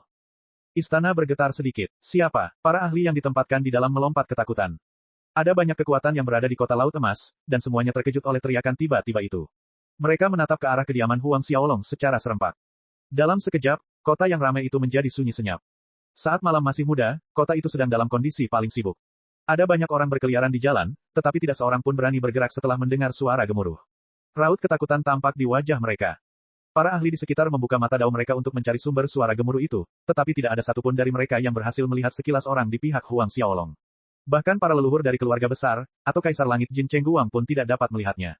Yang mulia, haruskah saya turun sendiri untuk melihatnya? Marsekal Sun Fu bergumam. Sun Fu adalah salah satu dari 10 ahli terkuat di Kekaisaran Surgawi, dan dia adalah pemimpin para Marsekal Kekaisaran. Statusnya adalah yang kedua setelah Kaisar Surgawi. Meskipun dia bukan dari keluarga kerajaan Jin, dia mampu naik ke posisi Marsekal Agung. Orang hanya bisa membayangkan betapa tingginya dia dihargai oleh Kaisar Surgawi. Jin Chengguang menggeram, baiklah. Pergi dan periksa sumber suara gemuruh itu. Bawa Jinding dan Jin Suyuan bersamamu. Jinding dan Jin Suyuan adalah perwira tinggi kerajaan Surgawi, dan mereka adalah bagian dari 10 ahli terkuat di kerajaan Surgawi. Mereka memiliki 1,2 miliar unit energi kosmos agung. Sun Fu tertegun sejenak. Ia berencana untuk pergi sendiri, tetapi karena Jin Chengguang telah menyatakan pendiriannya dengan jelas, ia hanya bisa mengikuti perintah itu. Apapun masalahnya, ia akan mengikuti perintah Jin Chengguang sampai tuntas. Itulah alasan dibalik kepercayaan Kaisar Surgawi kepadanya. Mereka bertiga langsung menyerang rumah Huang Xiaolong. 1 jam kemudian, mereka kembali dengan wajah bengkak. Kalau bukan karena aura mereka yang sama, tidak akan ada yang mengenali mereka di istana kerajaan. Kalian, Jin Chengguang tersentak. Ketiganya saling memandang dengan emosi yang rumit di mata mereka. Yang mulia, Raja Beruang Emas dari Pegunungan Sentian ada di sana. Sun Fu akhirnya memaksakan kata-kata itu keluar dari bibirnya. Apa? Semua orang di aula terkejut. Ada 5 Raja Binatang Buas di Pegunungan Sentian, dan semuanya adalah ahli yang telah memahami ke-13 elemen hingga tingkat kesempurnaan agung. Mereka sangat kuat, dan tubuh fisik mereka berada di liga lain dibandingkan dengan para kultivator manusia. Mereka juga tidak kalah dalam hal kultivasi, dan tidak mengherankan Sun Fu dan yang lainnya dipukuli dengan sangat buruk. Jin Chengguang tidak menyangka kalau raungan itu berasal dari Raja Beruang Emas. Namun, para Raja Binatang biasanya akan berkultivasi secara menyendiri di kedalaman pegunungan. Mengapa mereka berlari ke kota Laut Emas? Jin Chengguang bukan satu-satunya yang kebingungan. Para ahli di aula juga penasaran. Saat semua orang masih bingung, Sun Fu melanjutkan, Raja Naga Racun, Raja Serigala Perak, Raja Singa Hitam, dan Phoenix Biru juga ada di sini. Apa? Kaisar Langit Jin Chengguang melompat berdiri dan berteriak. Kelima Raja Binatang dari Pegunungan Sentian saat ini sedang berada di kota Laut Emas. Wajah semua orang di aula berubah. Mereka mungkin bisa menghadapi satu Raja Binatang Buas jika dia datang sendiri, tetapi kekuatan gabungan dari kelima Raja Binatang Buas adalah sesuatu yang tidak bisa mereka anggap enteng. Dewa Pencipta Jin Hai saat ini sedang pergi, dan tidak ada seorang pun yang cukup kuat untuk menghadapi mereka. Apakah kamu tahu alasan di balik kemunculan mereka? Jin Chengguang bertanya saat kepanikan mulai terjadi. Sun Fu menggelengkan kepalanya. Aku tidak bisa mengetahuinya. Namun, mereka bepergian bersama dengan murid inti keluarga Tao, Tao Hang. Murid inti keluarga Tao. Jin Chengguang merasakan dunia berputar di sekelilingnya. Bagaimana mungkin seorang murid inti keluarga Tao terlibat dengan 5 Raja Binatang Buas? Ya, ada juga pasangan yang mengikuti Raja-Raja Binatang Buas. Sepasang. Kerutan terbentuk di wajah Jin Chengguang. Yang mulia, mungkinkah kedua penguasa Pegunungan Sentian? Seseorang bertanya. Ada 2 dewa pencipta di Pegunungan Sentian, dan pikiran semua orang tertuju kepada mereka. Tidak heran mereka akan berpikir seperti itu. Lagi pula, tidak mungkin kelima Raja Binatang Buas itu akan muncul di kota Laut Emas jika tidak demikian. Tatapan ketakutan tampak di mata semua orang yang hadir. Namun, Sun Fu menggelengkan kepalanya dan menyangkal, menurut deskripsi, itu bukan mereka. Gadis itu berada di alam Sein sejati. Alam suci sejati. Keraguan terbentuk di mata mereka saat mereka saling memandang dengan tenang. Pergi dan selidiki pemuda itu. Jin Chengguang mengerutkan kening. Selidiki hubungannya dengan Tao Hang dan 5 Raja Binatang Buas. Aku ingin tahu alasan mereka ada di sini. Baik, Yang Mulia, Sun Fu langsung menjawab. Ketika itu terjadi, Tao Hang sedang sibuk membeli semua toko di jalan-jalan sekitarnya. Saat pelayan Tao Xinren terbunuh bersama ratusan ahli yang dibawanya, kabut merah muda memenuhi udara. Raungan yang datang dari Raja Beruang Emas sangat membantu Tao Hang. Tidak banyak orang yang berani menentang Tao Hang ketika dia datang untuk membeli toko mereka. Meski begitu, butuh waktu yang cukup lama untuk berkeliling jalan. Fajar telah menyingsing dan Tao Hang baru menyelesaikan pembelian beberapa lusin toko. Akhirnya, Tao Hang tidak tahan lagi berurusan dengan mereka satu persatu dan ia mengumpulkan setiap pedagang di jalan. Ia menangani prosedur pembelian langsung di tempat, dan prosesnya menjadi jauh lebih cepat. Adapun kematian pengikut keluarga Tao, berita itu mulai menyebar ke seluruh kota. Kudengar para pengikut keluarga Tao dibunuh oleh Raja Beruang Emas dari Pegunungan Sentian. Dari sanalah suara gemuruh itu berasal. Apa? Mengapa Raja Binatang Buas dari Pegunungan Sentian datang ke kota kita? Mengapa Raja Beruang Emas berani menyerang murid-murid keluarga Tao? Dia adalah Raja Binatang yang agung. Di aula utama keluarga Tao, para tetua duduk di sekeliling, sementara suasana menindas memenuhi udara. Alis leluhur tua itu saling bertautan erat, dan tidak seorang pun berani bernapas dengan keras. Apakah kalian sudah menyelidiki masalah ini? Apakah Raja Beruang Emas benar-benar orang yang membunuh mereka? Kami punya, itu benar-benar dia. Ekspresi Tao Zhengfei serius. Setelah gemuruh mengguncang kota, Yang Mulia mengirim Sun Fu, Jin Ding, dan Jin Suyuan untuk memverifikasi berita tersebut. Mereka kembali dalam waktu 1 jam dengan wajah babak belur, dan selain Raja Beruang Emas, 4 Raja Binatang Buas lainnya hadir. Bab 3591, Penyahlah. Apa? Wajah semua orang di aula berubah. Banyak orang terkesiap ketakutan. Belum pernah ada waktu dalam sejarah ketika kelima Raja Binatang berkumpul. Tidak mengherankan keluarga kerajaan tidak melakukan apapun. Tapi, mengapa Raja Beruang Emas membunuh murid-murid keluarga kita? Seorang tetua terkemuka bertanya. Itulah pertanyaan sebenarnya yang ingin mereka jawab. Itu juga alasan dibalik pemanggilan leluhur tua Tao De. Tao Zhengfei, kepala keluarga Tao, melanjutkan, dikatakan bahwa Raja-Raja Binatang Buas menduduki gudang murid inti Tao Xinren begitu mereka memasuki kota. Anak buah Tao Xinren tidak memverifikasi identitas mereka, dan mereka memimpin beberapa ratus murid untuk mengusir Raja-Raja Binatang Buas keluar dari wilayah mereka. Semua orang tahu apa yang terjadi setelah itu. Mengapa Raja Beruang Emas mengambil alih toko mereka? Leluhur tua Tao De semakin bingung dari menit ke menit. Dengan status mereka, mengapa mereka repot-repot dengan daerah terpencil seperti itu? Mereka bisa pergi kemana saja yang mereka inginkan, termasuk istana kerajaan. Siapa yang peduli dengan etalase toko milik murid keluarga Tao? Tidak mungkin itu hanya kebetulan. Jalan yang mereka lalui bahkan tidak berada di daerah yang bagus di kota itu. Tao Sengfei menjelaskan, Raja-Raja Binatang Buas itu terlihat bersama 3 orang lainnya. Salah satunya adalah Tao Hang, murid inti keluarga Tao kami. Tao Hang pernah menyinggung Tao Xinren di masa lalu, dan dia melarikan diri untuk menyelamatkan hidupnya. Selama bertahun-tahun, Tao Hang bersembunyi di kota air terjun. Mereka yang ada di aula merupakan orang-orang golongan atas dalam keluarga, dan mereka menatap sang kepala keluarga dengan bingung.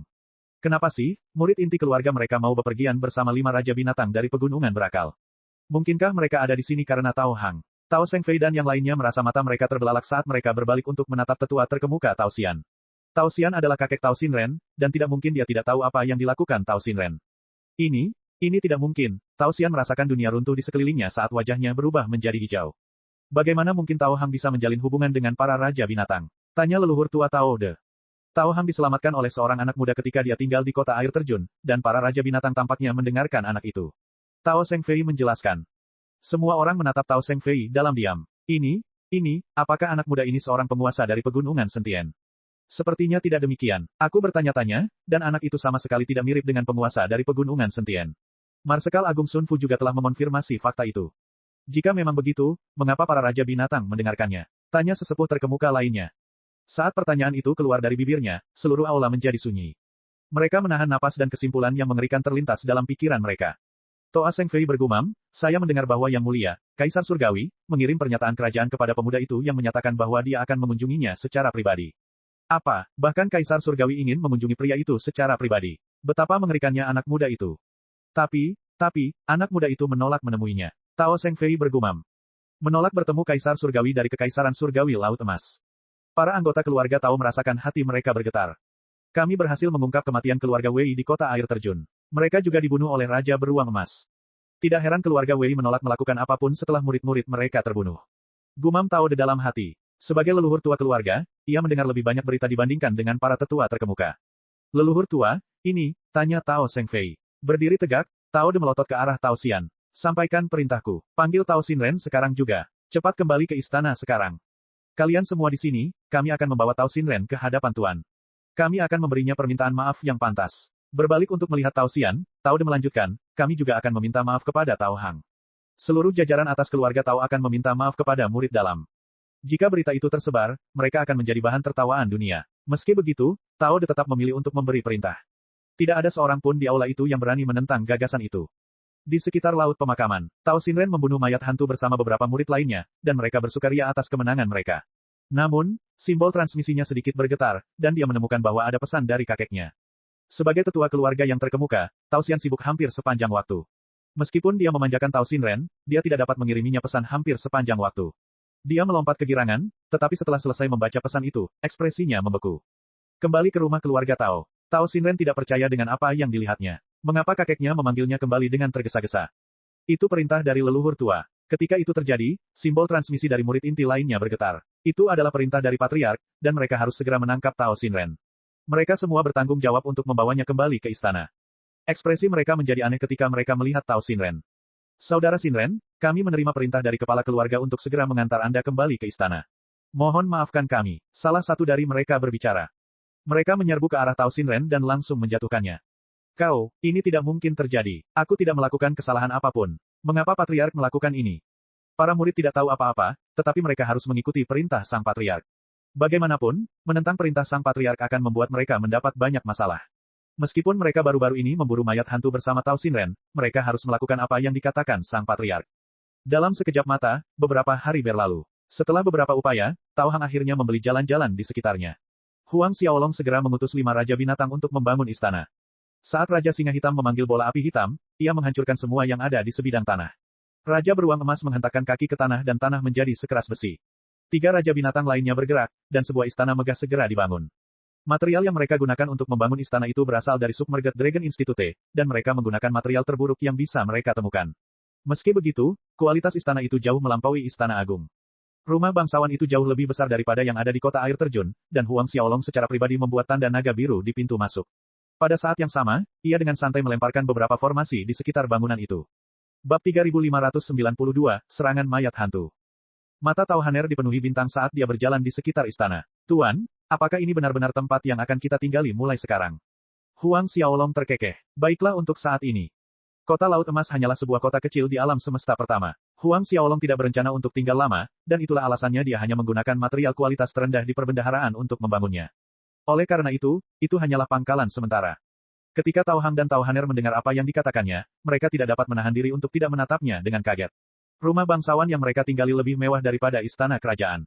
Tuan, Patriark Wei Long mengirim seseorang untuk meminta bertemu dengan Anda. Ia ingin meminta maaf atas perilaku Wei Dafa, dan ia membawa serta tetua terkemuka Wei Bi dan guru Wei Dafa, Wei Changqing. Tao Hang melaporkan.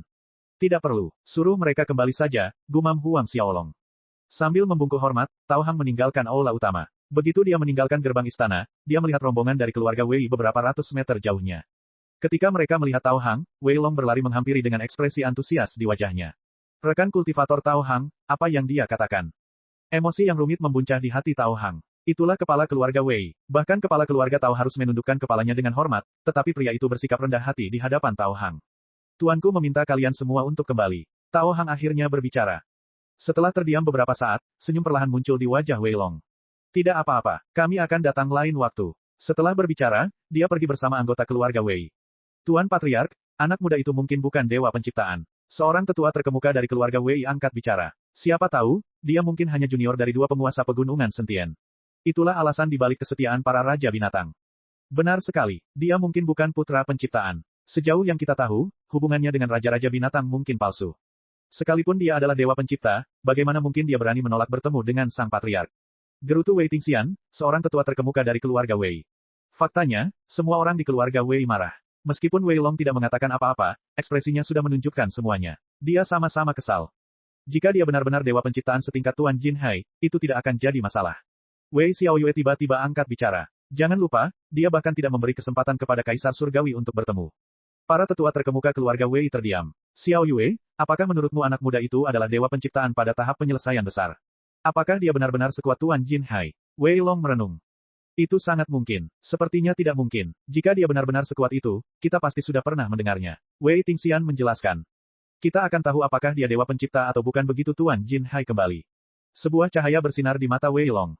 Saat kata-kata itu keluar dari bibirnya, ledakan dahsyat menyebabkan bumi berguncang. Sinar cahaya mengelilingi kota saat rune Dao memenuhi langit. Wajah orang-orang dari keluarga Wei berubah.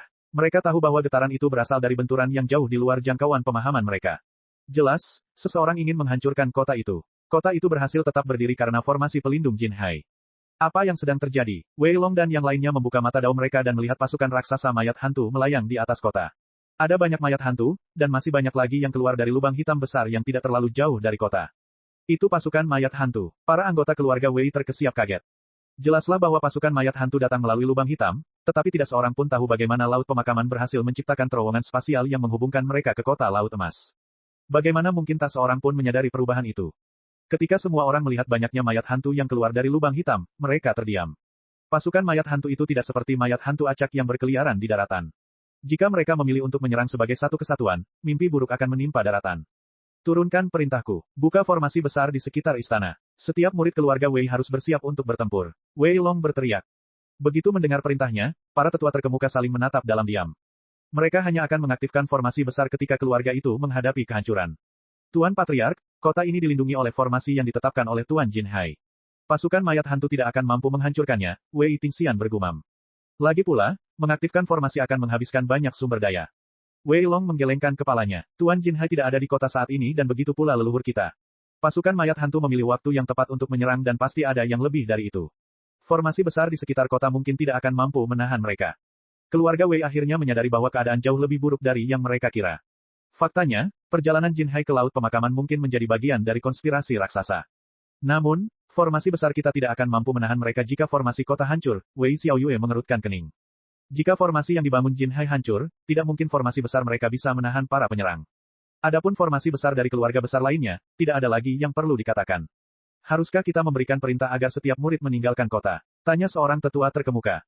Sudah terlambat untuk itu. Wei Long mendesah. Dalam sekejap mata, seluruh pasukan mayat hantu telah mengepung kota. Bahkan Dao Zun yang telah memahami ke-13 elemen hingga tingkat kesempurnaan agung tidak akan dapat pergi, apalagi murid-murid keluarga Wei mereka.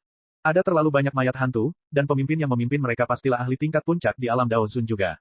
Apa yang harus kita lakukan sekarang? Saat formasi besar yang melindungi kota itu hancur, kita semua akan berubah menjadi santapan bagi mayat-mayat hantu.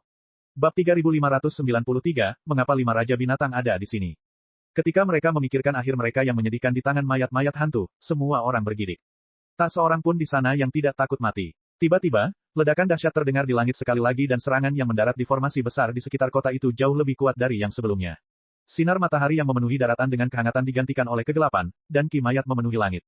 Kimayat menjadi kabut abadi yang menyelimuti daratan, dan memberikan rasa tekanan yang belum pernah dirasakan sebelumnya. Para anggota keluarga Wei menyadari bahwa formasi besar yang melindungi kota itu perlahan-lahan dimakan oleh kimayat. Wajah mereka berubah saat Wei Long tersentak, ini sepertinya tidak benar, ini.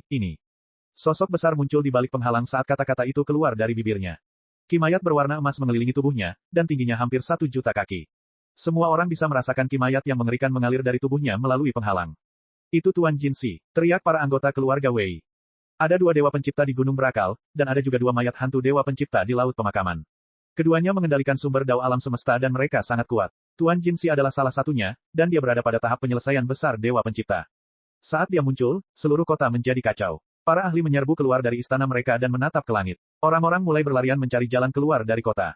Seberkas cahaya muncul dari istana kerajaan dan Jin Chengguang muncul bersama berbagai marsekal. Dia menatap Jinsi dan berteriak, Tuan Jinsi, leluhur kami pernah membuat perjanjian denganmu di masa lalu. Kau tidak diizinkan menyerang kota kami. Kekaisaran Surgawi Laut Emas, Gunung Berakal, dan Laut Pemakaman memiliki perjanjian bahwa Dewa Pencipta tidak diperbolehkan mengambil bagian dalam pertempuran di antara mereka.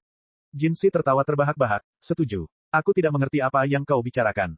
Setelah dia berbicara, sosok lain muncul di sampingnya. Jin Chengguang merasa jantungnya berdebar-debar saat melihat pendatang baru itu. Tuan Qin Feng. Qin Feng adalah dewa penciptaan dari Kekaisaran Surgawi Qin Feng. Dia adalah dewa penciptaan pada tahap penyelesaian besar, dan mereka selalu berdamai dengan Kekaisaran Surgawi Laut Emas. Siapa yang mengira bahwa dia akan bergandengan tangan dengan Jinsi?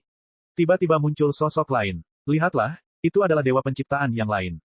Dia berasal dari White Island Celestial Empire, tetapi kekuatannya sedikit kurang dibandingkan dengan 2 orang lainnya. Dia hampir mencapai tahap penyelesaian besar dari God of Creation Realm, tetapi dia belum sampai di sana. Wajah orang-orang di kota itu berubah putus asa ketika mereka melihat 3 dewa pencipta berdiri di luar penghalang. Jika mereka bertiga bergandengan tangan, bahkan Jin Hai pun tidak akan mampu melawan mereka. Belum lagi fakta bahwa dia bahkan tidak ada di sana. Mereka bertiga memandang para pakar dari berbagai keluarga berlarian seperti ayam tanpa kepala. Semua orang di kota Laut Emas, dengarkan baik-baik. Kami hanya ingin menduduki istana kerajaan. Selain anggota keluarga Jin, kami akan menerima siapapun yang menyerah. Jika kalian memilih untuk melawan kami akan menjadikan kalian sebagai makanan bagi mayat-mayat hantu. Kota menjadi tenang seketika ketika mereka mendengar persyaratan itu. Para leluhur dan kepala keluarga dari berbagai keluarga mulai berkomunikasi satu sama lain. Tidak ada seorang pun yang akan memilih untuk berdiri di pihak keluarga Jin sekarang karena keberadaan mereka terancam. Ketika Jin Chengguang melihat berbagai keluarga, amarah memenuhi hatinya. Namun, dia tidak punya waktu untuk peduli pada mereka karena ketiga dewa penciptaan bergerak. Mereka memanggil artefak penciptaan mereka saat mereka menebas penghalang.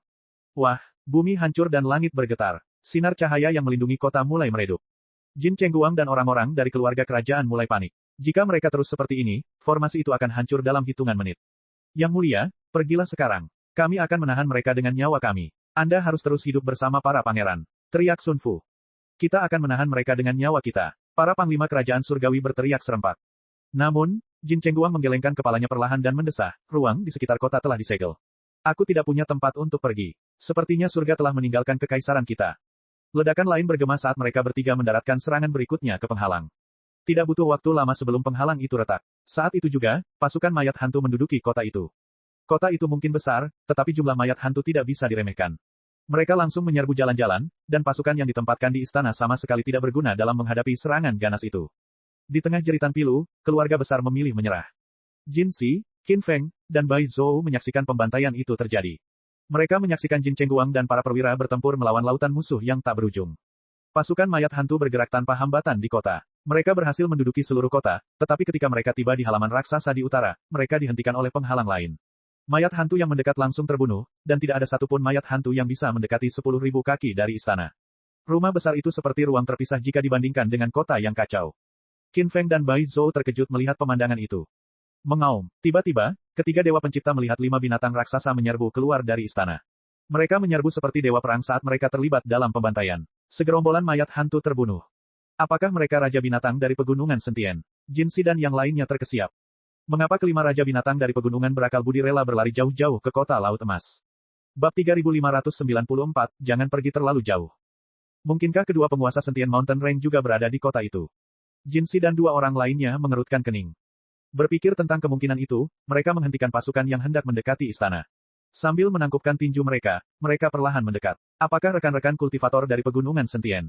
Kedua penguasa pegunungan Sentient bukanlah orang lemah. Salah satu dari mereka berada pada tahap penyelesaian besar alam dewa penciptaan, dan yang lainnya berada pada puncak tahap penyelesaian kecil. Jinsi tidak berani menunjukkan rasa tidak hormat kepada mereka. Meski begitu, mereka tidak mendapat balasan. Jinsi menatap rumah besar itu dalam diam. Tepat saat Qin Feng dan Bai Zhou hendak berbicara, sebuah suara terdengar dari dalam rumah besar. Ambil semua mayat hantu dan enyahlah. Oh benar, tinggalkan semua ramuan dan pil tingkat penciptaan kalian. Jika kalian memiliki pembuluh darah spiritual tingkat alam semesta, serahkanlah. Letakkan senjata kalian bersama dengan pil penciptaan yang kalian miliki sebelum pergi. Apa itu? Suaranya tegas, dan tidak dapat disangkal lagi. Dia serius. Jinsi dan yang lainnya sedikit terkejut, tetapi kemarahan memenuhi hati mereka pada saat berikutnya. Siapa kau sebenarnya? Kenapa kau berpura-pura dari pegunungan Sentient? Kau pikir kau siapa? Beraninya kau meminta kami meninggalkan harta kami sebelum pergi? Jinsi meraung. Awalnya, mereka ingin bersikap sopan kepada para penguasa pegunungan Sentient. Namun, mereka tidak menyangka bahwa pihak lain akan memulai dengan permintaan yang tidak masuk akal seperti itu. Cara bicaranya sama sekali tidak sopan. Namun, mereka tidak berani melakukan tindakan gegabah karena mereka tidak tahu seberapa kuat Huang Xiaolong. Jin Chengguang dan para ahli di pihaknya menyadari ketidaknormalan itu, dan mereka juga mendengar apa yang dikatakannya. Tak seorang pun dari mereka percaya apa yang mereka dengar. Bagaimana kalau kita menolak? Qin Feng mendengus marah. Saya sangat menyarankan Anda untuk mengikuti apa yang saya katakan. Jika Anda menolak, Anda tidak akan bisa pergi meskipun Anda ingin pergi. Suara Huang Xiaolong bergema di langit. Temperamen Qin Feng tidak pernah hebat, dan kapak di tangannya menebas ke bawah ke arah istana begitu Huang Xiaolong selesai. Dengan 3,2 miliar unit energi kosmos agung yang menggerakkannya, kapak raksasa itu merobek kekosongan saat muncul di atas bangunan utama. Tepat saat hendak membelah istana menjadi dua, sebuah lengan yang tampak biasa muncul. Dia menjentikkan jarinya sekali, dan kapak raksasa itu terlempar. Kekuatan di balik serangan itu langsung pulih. Dentang, suara dering yang jelas terdengar di telinga mereka yang hadir di kota itu. Di bawah tatapan Jin Chengguang, Wei Long, dan yang lainnya, kapak itu melayang di udara dan Qin Feng terlempar ke udara bagaikan bintang jatuh. Tidak seorang pun tahu berapa banyak mayat hantu yang ia hancurkan, tetapi ia menciptakan kawah raksasa ketika ia akhirnya mendarat. Ledakan, kota itu berguncang saat berbagai bangunan runtuh. Awan debu memenuhi udara. Semua orang merasa rahang mereka ternganga karena ketakutan. Jinsi dan Bai Zhou menarik napas panjang. Qin Feng adalah yang terkuat di antara ketiganya, dan dia telah berada dalam tahap penyelesaian besar alam dewa penciptaan paling lama. Jinsi baru saja berhasil menembusnya, dan dia memiliki 3 miliar unit energi kosmos agung. Adapun Bai Zhou, tidak banyak yang bisa dikatakan karena dia belum memasuki tahap penyelesaian besar. Yang terkuat di antara mereka, Qin Feng, terpental hanya dengan satu jentikan. Faktanya, tidak ada satupun dari mereka yang tahu bahwa itu hanyalah 1/10.000 dari kekuatan Huang Xiaolong yang sebenarnya. Tidak, itu bahkan mungkin perkiraan yang berlebihan. Jika Huang Xiaolong menggunakan kekuatan lebih, Qin Feng akan meledak menjadi kabut darah. Dengan 18 miliar unit energi kosmos agung milik Huang Xiaolong, dewa alam semesta setengah langkah hanyalah sampah. Belum lagi dewa penciptaan pada tahap penyelesaian besar. Sambil memuntahkan darah, Qin Feng merasakan seluruh lengannya mati rasa. Tidak ada perasaan di lengannya yang memegang kapak, dan teror menyerang pikirannya. Seluruh kota menjadi sunyi dalam sekejap. Pasukan mayat hantu yang membunuh sesuka hati mereka membeku di tempat, begitu pula Jin Chengguang dan para marsekal. Mereka menghentikan apapun yang sedang mereka lakukan dan mereka lupa bahwa mereka dikelilingi oleh jutaan dan jutaan mayat hantu. Jinsi tergagap setelah beberapa saat, aku ingin tahu tuan mana yang memberkahi kota laut emas dengan kehadiranmu, kami minta maaf karena menyinggungmu. Kami akan segera memanggil pasukan kembali. Begitu dia berbicara, dia meminta mundur sepenuhnya. Seperti air pasang yang surut, pasukan mayat hantu meninggalkan kota secepat mereka datang. Jin Chengguang dan yang lainnya menghela napas lega ketika melihat pasukan itu pergi. Sebelum Jinsi dan Bai Zhou bisa pergi bersama pasukan mereka, sesosok muncul dari dalam Amnor. Ketika mereka melihat penampilan muda Huang Xiaolong, mereka terkejut. Dengan kedua tangan terlipat di belakang punggungnya, Huang Xiaolong menatap Jinsi dan yang lainnya. Kalian tampaknya telah melupakan apapun yang kukatakan. Ekspresi mereka berubah sama sekali tak sedap dipandang. Sebagai dewa pencipta, mereka pasti memiliki pil penciptaan dan ramuan tingkat penciptaan. Namun, mereka hanya berhasil mendapatkan harta karun itu setelah banyak usaha. Adapun artefak penciptaan mereka, itu adalah sesuatu yang tidak akan pernah mereka lepaskan. Artefak ciptaan mereka adalah sesuatu yang paling berharga bagi para dewa pencipta. Tuan, kami bisa memberikan segalanya kecuali artefak kami, bagaimanapun juga, Jinsi ragu sejenak. Huang Xiaolong sama sekali tidak berekspresi dan bergumam, aku memberimu kesempatan dan kau menolaknya. Sekarang, aku ingin harta karun dari masing-masing faksi. Ekspresi mereka berubah sekali lagi. Harta karun dari faksi mereka berisi kekayaan yang terkumpul selama beberapa generasi. Sekarang, Huang Xiaolong menginginkan semuanya. Kau bertindak terlalu jauh. Geram Jinsi, jangan pernah pikirkan itu. Bai Zhou melanjutkan, biar ku beritahu sesuatu, kami punya hubungan baik dengan Tuan Zhang Yun. Jangan dorong kami terlalu jauh. Zhang Yun adalah dewa penciptaan pada tahap penyelesaian agung di tanah tanpa batas, dan dia memiliki 7 miliar unit energi kosmos agung. Dia sangat terkenal di seluruh negeri. Bab 3595, bertemu Tuan Zhang Yun. Qin Feng mencibir, kami sudah membuat konsesi besar saat kami setuju untuk meninggalkan pil dan ramuan ciptaan. Jangan berpikir untuk mendapatkan apapun lagi dari kami. Kalau tidak, Anda tidak akan mampu menanggung konsekuensi karena menyinggung Tuan Zhang Yun. Huang Xiaolong terkekeh saat mendengar bagaimana mereka mencoba menggunakan Zhang Yun untuk menekannya agar mundur. Aku bertindak terlalu jauh. Baiklah, aku akan menunjukkan kepadamu apa sebenarnya maksudnya. Huang Xiaolong mengulurkan satu tangan dan menarik ketiganya ke arahnya. Mereka ketakutan saat Huang Xiaolong bergerak. Kita akan mengerahkan seluruh kekuatan kita. Dia mungkin tidak akan bisa mengalahkan kita bertiga jika kita bekerja sama. Teriak Jinsi. Setelah kata-kata itu keluar dari bibirnya, cahaya kemasan menyelimuti tubuhnya. Kimayat emas yang dihasilkannya berubah menjadi naga mayat emas yang memiliki ekspresi menyeramkan di wajah mereka. Kimayat memenuhi udara, dan itu 100 kali lebih menakutkan daripada kimayat yang pernah ada di udara. Jin Chengguang dan yang lainnya terkejut ketika merasakan peningkatan kekuatan. Dia mungkin berada di puncak alam Dao Mulia setelah memahami 13 elemen hingga tingkat kesempurnaan agung, tetapi dia tahu bahwa naga kimayat akan mencabik-cabiknya dalam sekejap. Cahaya hijau giok muncul dari tubuh Qin Feng dan mengandung kekuatan untuk memengaruhi jiwa setiap orang yang hadir. Mereka merasa seolah-olah jiwa Dao mereka telah jatuh ke dalam rawa, dan itu menjadi sangat tidak nyaman. Adapun Bai Zhou, ia memanggil bola cahaya putih yang memiliki kekuatan 1 triliun matahari yang menggantung tinggi di atas kota. Mati, ketiganya bergerak serempak, dan mereka muncul di hadapan Huang Xiaolong dalam sekejap.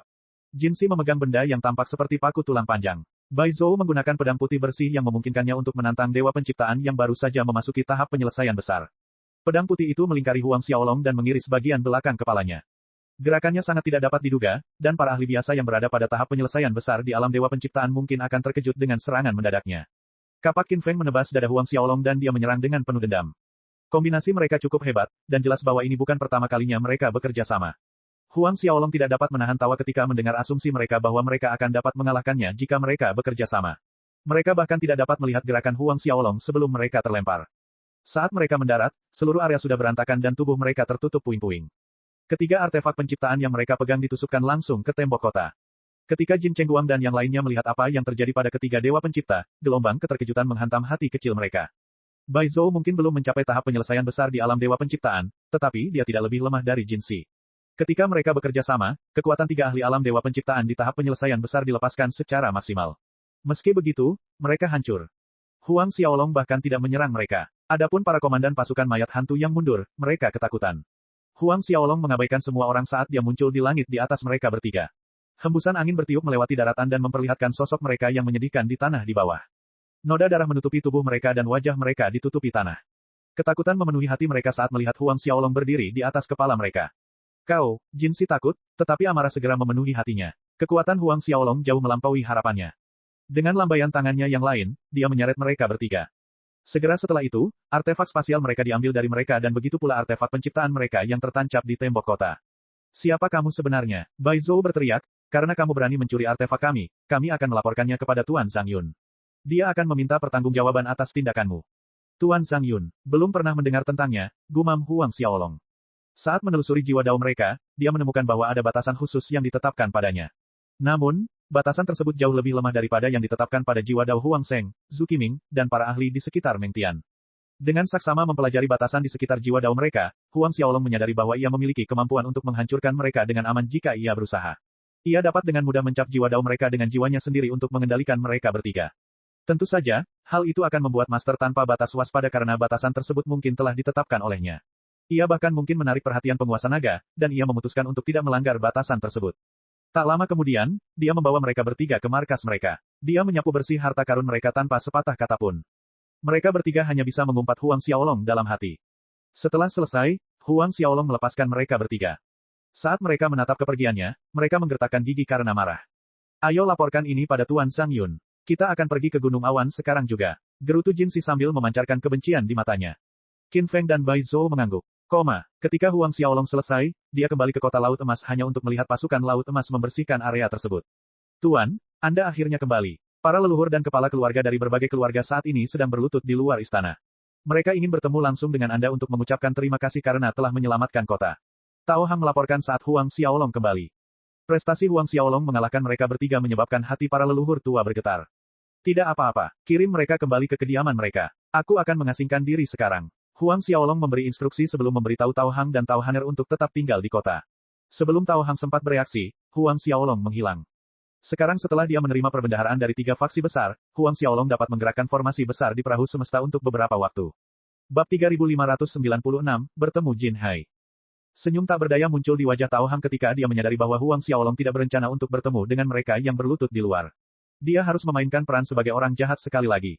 Ketika dia memikirkan tentang bagaimana dia akan mengusir Kaisar Langit Jin Chengguang, Tao Hang merasa kepalanya mati rasa. Dia hanyalah leluhur primal, tetapi dia ditugaskan untuk mengusir Kaisar Langit. Terlebih lagi, ada anggota keluarga Tao yang berlutut di luar. Dia hanyalah murid inti keluarga, tetapi dia akan mengusir leluhur dan kepala keluarga lamanya. Tao Hang berbalik dan melihat Tao Haner sedang menatap istana Huang Xiaolong, dia tidak bisa menahan diri untuk bertanya, "Haner, kamu baik-baik saja?" Tao Han kembali waspada dan mendesah, "Aku baik-baik saja. Ayo pergi." Ketika mereka keluar dari rumah bangsawan itu, mereka melihat lautan orang berlutut di depan pintu masuk. Sekilas, Tao Hang tahu bahwa ada ribuan, bahkan mungkin lebih, yang menunggu Huang Xiaolong.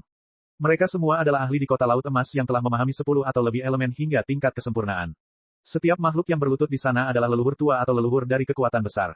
Faktanya, mereka telah berlutut di sana selama beberapa waktu. Ketika Jin Chengguang melihat Tao Hang dan Tao Haner meninggalkan istana, kegembiraan muncul di hatinya dan dia bergegas maju. "Rekan kultivator Tao Hang, apakah Tuan sudah kembali?" Tao Hang tidak berani meremehkan Kaisar Langit itu dan dia segera menjawab sambil menangkupkan kedua tangannya, "Ya, Yang Mulia, dia sudah kembali, namun..."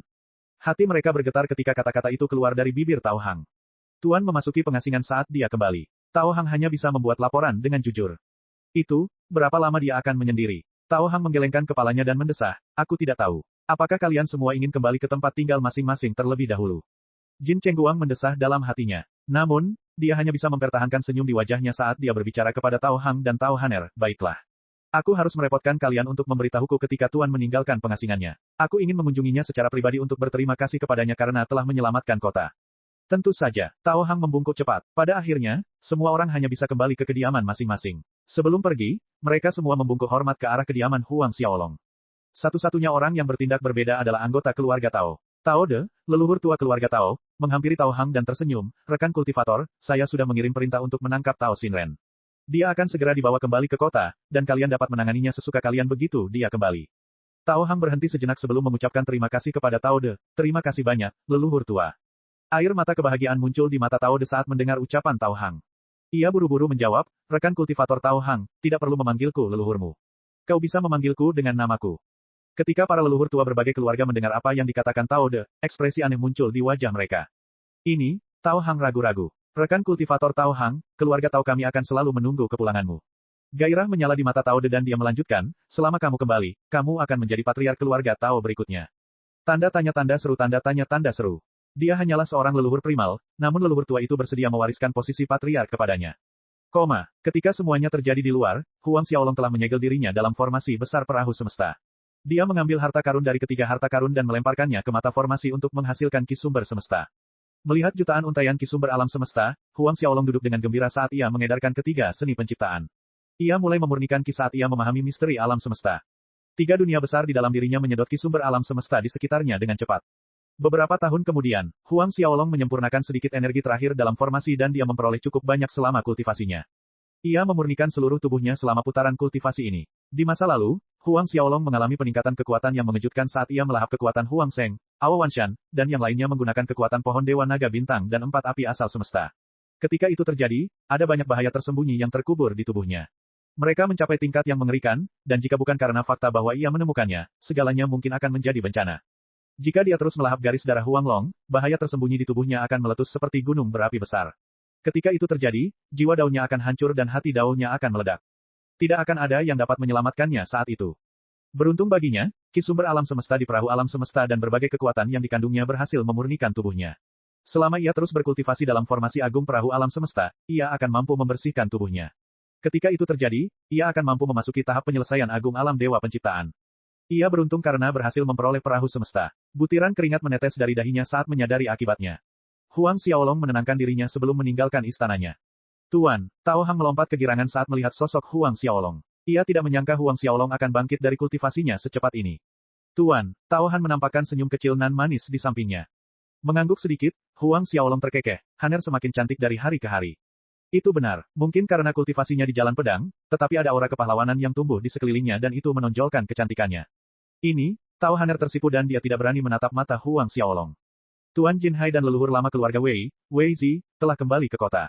Ketika mereka mengetahui tindakanmu, mereka meminta pertemuan untuk mengucapkan terima kasih. Mereka memintaku untuk memberitahu mereka saat kau meninggalkan pengasingan.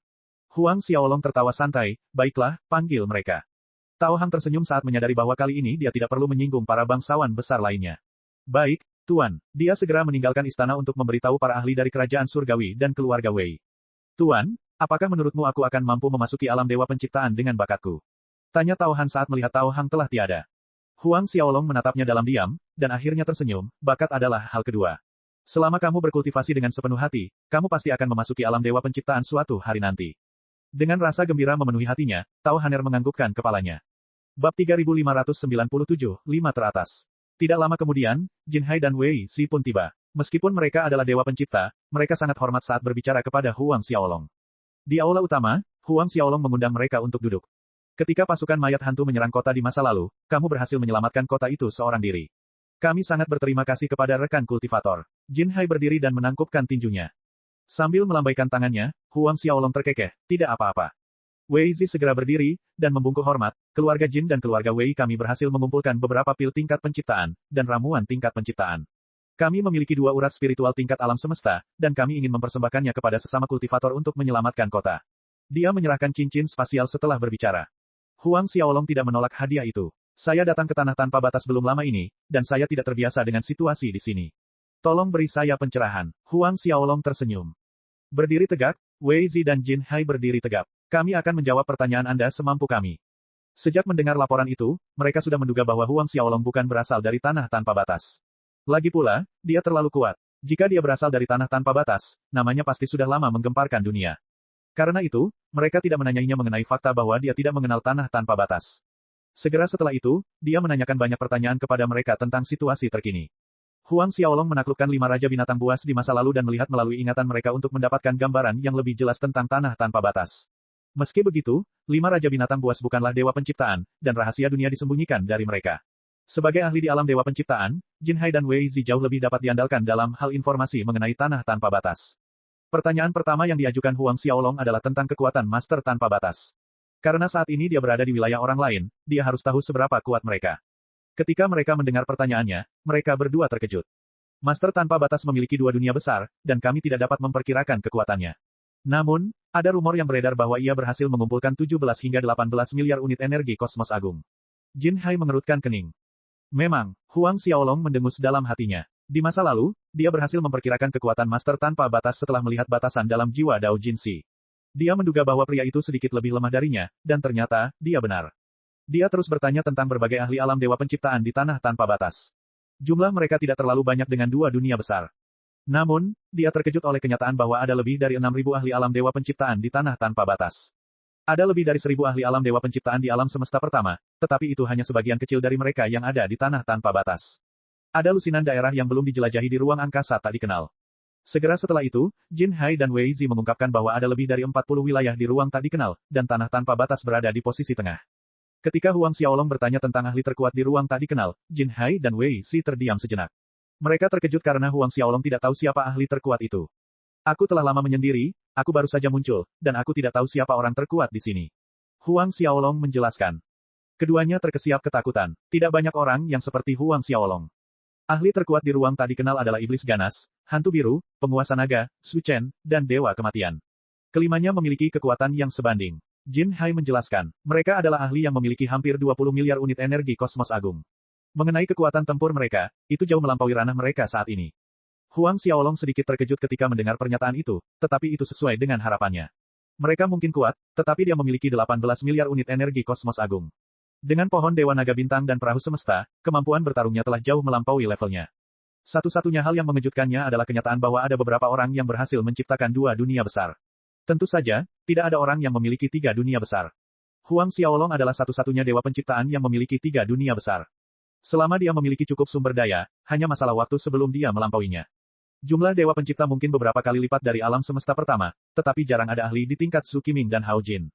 Ada banyak dewa alam semesta setengah langkah yang memiliki kurang dari 10 miliar unit energi kosmos agung. Apakah kamu pernah mendengar tentang Su Qiming? Tanya Huang Xiaolong. Tuan Su Qiming. Keduanya terkejut ketika mendengar namanya. Ada apa dengan reaksimu? Senyum getir muncul di wajah Wei Zi. Tuan Su Qiming sangat terkenal. Dia adalah putra Tuan Su Chen, dan dia adalah orang paling berbakat kedua di generasi kedua ruang tak dikenal. Dikatakan bahwa Tuan Su Qiming telah menembus angka 14 miliar unit. Dikatakan bahwa dia akan menembus angka 19 miliar unit selama dia bertekad. Akan tetapi, tidak diketahui apakah dunia agung milik Lord Su Qiming akan mengalami transformasi yang memungkinkannya menembus angka 20 miliar. Ketika mereka berdua berbicara tentang transformasi, hati Huang Xiaolong bergetar. Dari mereka berdua, Huang Xiaolong mengetahui alasan di balik transformasi dunia besarnya. Faktor terpenting di balik transformasi tersebut adalah alam kultivasi seseorang yang berada di alam dewa alam semesta setengah langkah. Tentu saja, itu bukan satu-satunya alasan di balik transformasi tersebut. Hanya sebagian kecil dari mereka yang mampu mengubah dunia besar mereka. Semakin tinggi bakat dan tingkatan seni rahasia mereka, semakin besar pula kemungkinan transformasinya. Mereka bertiga mengobrol lebih dari 1 jam sebelum berhenti. Tuan, kami mengetahui bahwa Jin Si dan yang lainnya pergi ke Gunung Awan. Wei Zi melanjutkan, namun, Tuan Zhang Yun tidak ada karena ia pergi ke Tanah Kematian. Ia baru akan kembali setelah beberapa tahun. Alih-alih menanggapi laporan tersebut, Huang Xiaolong bertanya, apakah Anda tahu di mana saya bisa menemukan urat spiritual tingkat alam semesta di tanah tanpa batas? Bab 3598, Laut yang tak tertidur. Jin Hai dan Wei Zi tercengang oleh pertanyaan tiba-tiba itu. Ada tempat yang bisa kau coba. Jin Hai bergumam, namanya Laut Tanpa Tidur, tetapi letaknya di ujung utara. Laut Tanpa Tidur terlalu jauh dari kita, dan kita harus menyeberangi setengah dari tanah tanpa batas untuk sampai di sana. Kita bahkan harus melewati ibu kota tanpa batas. Oh, Huang Xiaolong mengangguk sedikit. Benar sekali, itu adalah Laut Tanpa Tidur. Wei Zi mengangguk. Dikatakan ada beberapa urat nadi spiritual tingkat alam semesta di Laut Tanpa Tidur, tetapi itu bukan tempat yang bagus untuk berpetualang. Sulit untuk memasuki Laut Tanpa Tidur, dan terlebih lagi jika Anda ingin menjelajahi kedalamannya. Jin Hai melanjutkan, Laut Tanpa Tidur adalah tempat yang dihuni oleh anggota ras laut. Kau tidak akan bisa menghindarinya jika kau ingin masuk, dan itu bukanlah gunung berakal atau laut pemakaman. Bahkan Kekaisaran Surgawi tanpa batas tidak berani membuat mereka marah. Raja Laut sangat kuat, dan meskipun dia tidak sekuat Master Tanpa Batas, dia hampir setara. Selain itu, dia akan mampu memanfaatkan kekuatan Laut Tanpa Tidur jika terjadi pertarungan di sana, dan Master Tanpa Batas tidak akan mampu melakukan apapun padanya. Oh, hati Huang Xiaolong sedikit bergetar. Selain ras laut, ada banyak sekali binatang laut di sana. Badai universal yang aneh menyapu kedalaman Laut Tanpa Batas, dan mengandung unsur-unsur yang sangat kuat. Bahkan Raja Laut tidak berani bepergian ke daerah berbahaya. Jin Hai menjelaskan. Badai alam semesta yang mengandung unsur api giok dan air tanpa batas adalah sesuatu yang ditakuti oleh para ahli alam dewa penciptaan. Tentu saja, Huang Xiaolong tidak terlalu peduli pada mereka karena dia memiliki harta karun nomor 1 di 13 alam semesta, perahu alam semesta. Satu-satunya masalah yang mungkin dihadapinya adalah Raja Laut. Jika Master Tanpa Batas tidak dapat melakukan apapun padanya, pria itu mungkin akan menjadi masalah. Selain Laut Tanpa Tidur, apakah ada tempat lain yang memiliki urat spiritual tingkat alam semesta? Tanya Huang Xiaolong. Keduanya memikirkannya sejenak sebelum Wei Zi angkat bicara, ku dengar Tuan Lin Qiankun dari Kekaisaran Surgawi Yin yang ingin menukar sejumlah urat nadi spiritual tingkat alam semesta. Sekelompok, Huang Xiaolong sedikit terkejut. Wei Zi mengangguk, Lin Qiankun adalah dewa semesta setengah langkah, dan dia adalah dewa semesta setengah langkah tertua di tanah tanpa batas. Kekuatannya berada di peringkat teratas, dan aku tidak terkejut dia memiliki sekumpulan urat spiritual tingkat semesta untuk dijual. Tampaknya ada lebih dari 20 urat spiritual dalam sekumpulan itu, dan 2 di antaranya adalah urat spiritual tingkat atas. Ada 6 di tingkat menengah, dan yang lainnya adalah urat spiritual tingkat alam semesta tingkat atas. Wei Zi menggelengkan kepalanya dan tiba-tiba mendesah, tidak mungkin untuk mendapatkan urat spiritual. Dia meminta artefak penciptaan tingkat atas, dan tidak mungkin ada orang yang akan menukarnya dengannya. Vena spiritual tingkat alam semesta mungkin istimewa, tetapi tidak berguna bagi para ahli alam dewa penciptaan yang telah melampaui batas 10 miliar unit. Artefak penciptaan tingkat atas berbeda. Itu berguna tidak peduli seberapa kuat seseorang. Bagaimanapun, itu sangat berguna untuk meningkatkan kecakapan tempur seseorang. Itu juga alasan mengapa tidak ada seorang pun yang mau berdagang dengan Lin Qiankun. Huang Xiaolong mengangkat alisnya karena terkejut ketika mendengar syarat itu. Hanya itu yang dia inginkan. Jin Hai dan Wei Zi terkejut melihat ekspresi di wajah Huang Xiaolong. Apakah dia benar-benar memiliki artefak penciptaan kelas atas? Tidak, pertanyaan sebenarnya adalah apakah dia berencana untuk melakukan perdagangan. Tuan, benar sekali. Artefak ciptaan tingkat atas apapun bisa digunakan, jawab Jin Hai. Tuan, apakah Anda benar-benar berencana untuk berdagang dengannya? Wei Zi bertanya. Tidak ada gunanya menukar artefak penciptaan kelas atas dengan urat spiritual. Huang Xiaolong terkekeh, tetapi dia tidak menjawab pertanyaan itu. Apakah kamu tahu orang lain yang memiliki urat spiritual tingkat alam semesta? Akan sangat bagus jika mereka bermurah hati seperti Lin Qiankun. Apa itu? Perasaan aneh muncul dalam hati mereka ketika mendengar apa yang dikatakan Huang Xiaolong. Tuan Zhouqi dari Gunung Es tampaknya memiliki banyak urat spiritual, Jin Hai berpikir sejenak sebelum menjawab pertanyaan itu. Tuan Zhouqi memasuki kedalaman tanah kematian berkali-kali, dan dia memperoleh banyak urat spiritual tingkat alam semesta kelas atas. Namun, emosinya sangat eksentrik dan dia sangat kejam. Dia bahkan lebih kuat dari Lin Qiankun, dan tidak akan mudah untuk meyakinkannya untuk melakukan perdagangan. Tidak banyak ahli di tanah tanpa batas yang berhasil melampaui 10 miliar unit energi kosmos, tetapi Zhouqi adalah salah satunya. Seberapa kuat dia? Tanya Huang Xiaolong. Dia mungkin memiliki 13 miliar unit energi kosmos agung, Wei Zi mengerutkan kening. Karena para ahli di level mereka jarang mengungkapkan basis kultivasi mereka, tidak banyak orang yang tahu seberapa kuat mereka. Namun, perkiraan Wei Zi seharusnya cukup akurat. Bagaimana dengan perbendaharaan kekaisaran surgawi tanpa batas? Jin Hai dan Wei Zi menatap Huang Xiaolong sambil menganga ketakutan. Kekaisaran surgawi tanpa batas. Jin Hai terkesiap. Huang Xiaolong mengabaikan mereka berdua dan melanjutkan, seharusnya ada cukup banyak urat spiritual di perbendaharaan mereka, kan? Jika Lin Qiankun dapat mengeluarkan 20 urat spiritual, penguasa tanah tanpa batas seharusnya memiliki lebih dari itu. Kami tidak tahu berapa banyak urat nadi spiritual tingkat alam semesta yang mereka miliki di perbendaharaan, namun, kami dapat yakin mereka memiliki cukup banyak. Jin Hai menggelengkan kepalanya dan mendesah. Mereka berdua tidak bersedia mengungkapkan terlalu banyak informasi tentang kerajaan langit. Huang Xiaolong terkekeh saat melihat ekspresi di wajah mereka. Sepertinya pengaruh master tanpa batas terhadap mereka cukup besar. Segera setelah itu, dia bertanya tentang situasi di daerah sekitarnya, terutama tanah kematian. Tanah kematian terletak dekat dengan tanah tanpa batas, dan di masa lalu, dua ahli alam dewa penciptaan dari Gunung Berakal pernah bepergian ke sana bersama-sama. Jin Hai dan Wei Zi berkata bahwa Zhouqi pernah memasuki tanah kematian di masa lalu untuk mendapatkan urat spiritual tingkat alam semesta, dan dia menjadi sangat penasaran. Ketika mereka mendengar pertanyaannya, raut wajah mereka tampak ketakutan. Pakar yang menguasai tanah kematian adalah dewa kematian sendiri, salah satu dari 5 pakar terkuat di ruang tak dikenal. Tidak ada satupun dewa pencipta yang berani menciptakan kota di tanah kematian karena diselimuti oleh ki kematian. Karena itu, hanya ada sedikit atau tidak ada informasi tentang wilayah tersebut. Tidak banyak ahli yang berani berkultivasi di tanah kematian juga. Meskipun tidak ada kehidupan di negeri kematian, dewa kematian berhasil membesarkan pasukan raksasa. Mereka disebut pasukan dewa kematian, dan anggota terlemah adalah para ahli yang telah memahami unsur-unsur. Pasukan dewa kematian adalah kekuatan terkuat di ruang tak dikenal. Bab 3599, Kota Yin Yang. Tidak seorang pun tahu berapa banyak orang yang ada di pasukan Dewa Kematian, dan bahkan para perwira di sana tidak mengetahui informasi tersebut. Hanya Dewa Kematian yang menyadari kekuatan yang dimiliki pasukannya. Wajah Jin Hai dan Wei Zi tampak serius saat mereka berbicara tentang pasukan Dewa Kematian. Sebuah cahaya melintas di mata Huang Xiaolong. Dia tahu bahwa dia akan segera menembus angka 20 miliar unit, dan ketika itu terjadi, dia pasti akan menuju ke tanah kematian untuk bertukar petunjuk dengan Dewa Kematian. Suatu hari kemudian, Jin Hai dan Wei Zi meninggalkan istana Huang Xiaolong setelah membungkuk hormat. Ketika melihat sosok mereka pergi, Huang Xiaolong tenggelam dalam pikirannya. Karena Lin Qiankun memiliki sejumlah urat spiritual tingkat alam semesta yang siap diperebutkan, ia harus mengunjungi pria itu. Mungkin tidak ada gunanya bagi orang lain untuk melakukan perdagangan dengan Lin Qiankun, tetapi itu tidak berlaku bagi Huang Xiaolong. Dia memiliki banyak sekali artefak kreasi yang bermutu tinggi. Kun Feng, Kai Dong, Hong Xuan, Chen Yizhen, dan Lin Tong masing-masing memiliki satu. Semuanya menjadi miliknya setelah apa yang terjadi di alam semesta pertama. Ditambah dengan 2 kapal terbang di Istana Penciptaan, ia memiliki 7 artefak penciptaan tingkat atas dari alam semesta pertama saja. Ada juga Huang Sheng dan Yulong. Secara keseluruhan, dia memiliki lebih dari 10 artefak penciptaan kelas atas, dan semuanya sama sekali tidak berguna. Dia mungkin juga menukarnya dengan beberapa harta karun.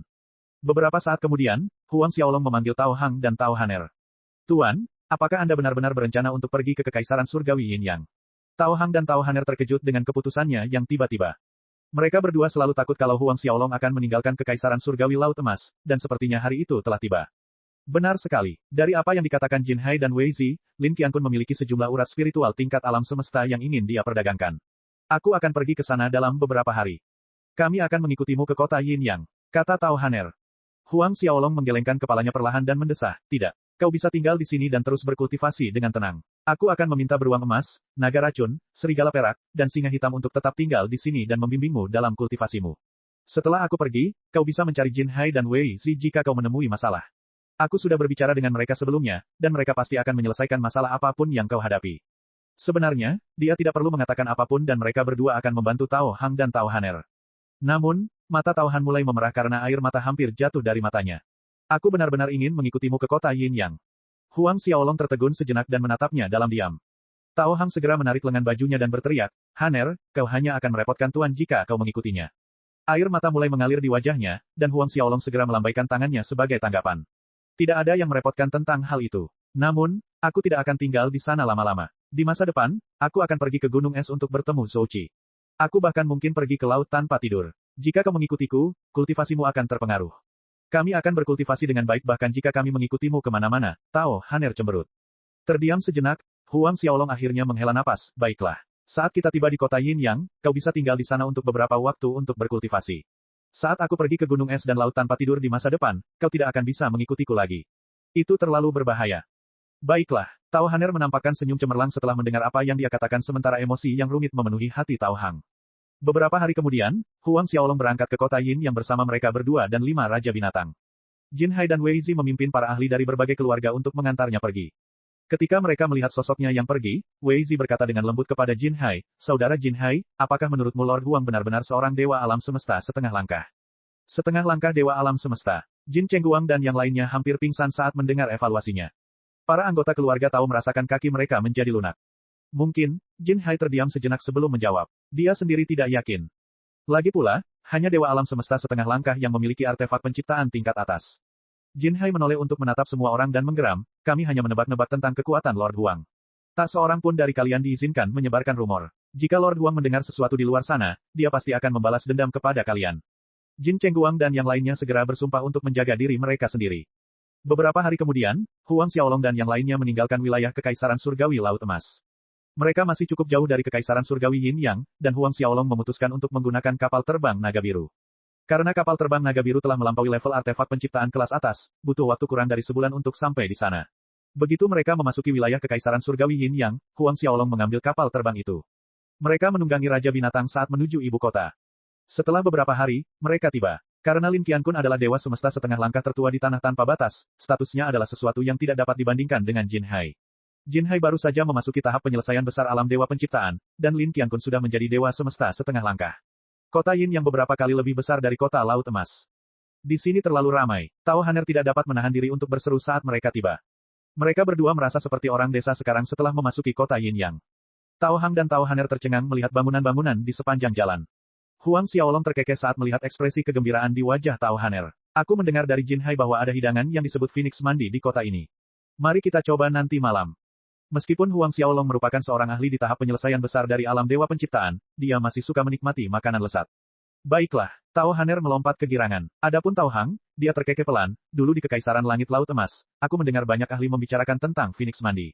Konon itu adalah salah satu hidangan terlezat di tanah tanpa batas, dan harganya 3 juta koin dao untuk satu porsi.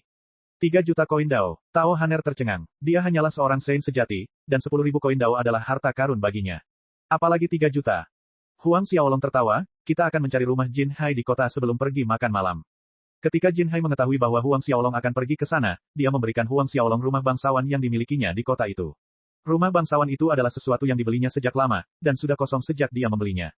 Huang Xiaolong tidak berdiri di tempat saat menerima hadiah itu. Bagaimanapun, sebuah istana mungkin tidak terjangkau bagi para ahli biasa, tetapi bagi para ahli di alam dewa penciptaan, membeli istana di ibu kota bukanlah hal yang istimewa.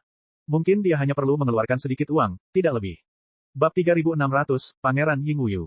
Huang Xiaolong tidak terburu-buru saat ia menikmati berjalan-jalan melintasi kota di punggung raja-raja binatang buas. 3 jam kemudian, mereka tiba di depan rumah Jin Hai. Sebagai dewa penciptaan pada tahap penyelesaian besar dan leluhur kerajaan surgawi, rumah bangsawan Jin Hai terletak di tempat yang cukup bagus. Mungkin tidak berada di pusat kota, tetapi dekat. Rumah bangsawan itu sama sekali tidak kurang dari rumah bangsawan yang dibangun Huang Xiaolong di kota Laut Emas. Sebuah tempat tinggal di kota akan menelan biaya yang sangat besar bagi seorang penganut kepercayaan karena harganya mungkin 10 miliar koin dao. Jika mereka menginginkan rumah bangsawan di jantung kota, harganya mungkin akan 2 kali lipat. Huang Xiaolong membuka pembatas di sekeliling istana dan melangkah masuk. Golden Manor. 2 kata itu bersinar terang di pintu masuk istana itu. Jin Hai secara pribadi mengukir kata-kata itu di istana, dan aura dewa pencipta dapat terasa dari sana. Huang Xiaolong dengan santai membuat cetakan naga biru di samping kata-kata itu sebelum memasuki aula utama istana. Tempat ini besar sekali. Tao Haner terkesiap setelah mereka mengelilingi istana itu. Huang Xiaolong mengangguk pada dirinya sendiri. Rumah bangsawan itu sebanding dengan yang dibangunnya di kota Laut Emas, dan Jin Hai pasti merenovasinya setelah pembelian. Dia menggunakan harta karun tingkat kreasi untuk memperkuat area tersebut. Tentu saja, Huang Xiaolong dengan santai membangun istananya di kota Laut Emas karena dia tidak berencana untuk tinggal lama. Huang Xiaolong tidak melakukan apapun pada istana itu sendiri, tetapi ia memilih untuk meletakkan formasinya sendiri. Setelah bekerja sepanjang sore, ia menyelesaikan formasi di sekitar Istana Emas. Meninggalkan istana, mereka bertiga berangkat menuju Paviliun Pemandian Phoenix. Paviliun Pemandian Phoenix terletak di tengah kota, dan membutuhkan waktu kurang dari setengah jam untuk tiba. Begitu mereka sampai di sana, mereka melihat lautan manusia duduk di paviliun. Aula utama itu sendiri seperti kota mini, karena orang-orang mengalir masuk dan keluar dari pintu masuk. Bagaimana bisa ada begitu banyak orang? Apakah mereka semua di sini untuk mandi Phoenix? Dia pikir tidak akan ada banyak orang karena harga hidangan itu sangat mahal, tetapi dia salah besar. Dia mengerutkan kening, mungkin tidak ada kursi untuk kita di paviliun pemandian Phoenix. Huang Xiaolong hampir tertawa terbahak-bahak. Mungkin tidak ada kursi di lantai pertama dan kedua, tetapi pasti ada beberapa kursi untuk kita di lantai atas. Total ada 4 lantai, dan siapapun bisa memasuki lantai pertama dan kedua jika mereka punya cukup uang. Sedangkan untuk lantai ketiga, seseorang hanya akan masuk jika mereka adalah orang yang sangat kuat di tanah tanpa batas. Leluhur tua dan leluhur dari keluarga besar akan bisa mendapatkan tempat duduk di sana, dan hanya para ahli alam Dewa Penciptaan yang memiliki hubungan dengan Dewa Penciptaan yang bisa memasuki lantai keempat. Huang Xiaolong dan yang lainnya memasuki aula utama. Mereka melihat ada 10.000 kursi di lantai pertama, dan semuanya terisi penuh. Hal yang sama juga berlaku untuk lantai kedua. Ketika mereka mencoba mendekati tingkat ketiga, para ahli paviliun menghentikan rombongan Huang Xiaolong dengan sopan dan meminta plakat identitas mereka. Setelah Tao Hang menunjukkan plakat identitasnya di Golden Manor, para ahli paviliun itu langsung merasakan aura Dewa Pencipta. Raut wajah penuh hormat muncul di wajah mereka saat mereka mengundang kelompok Huang Xiaolong ke lantai 4. Dekorasi di lantai 3 dan 4 paviliun itu sama sekali berbeda dengan dekorasi di aula utama. Ketika para ahli paviliun pemandian Phoenix membawa mereka ke lantai 4, mereka diizinkan memilih tempat duduk yang mereka suka. Teh berkualitas tinggi segera disajikan, dan mereka bersikap sangat hormat.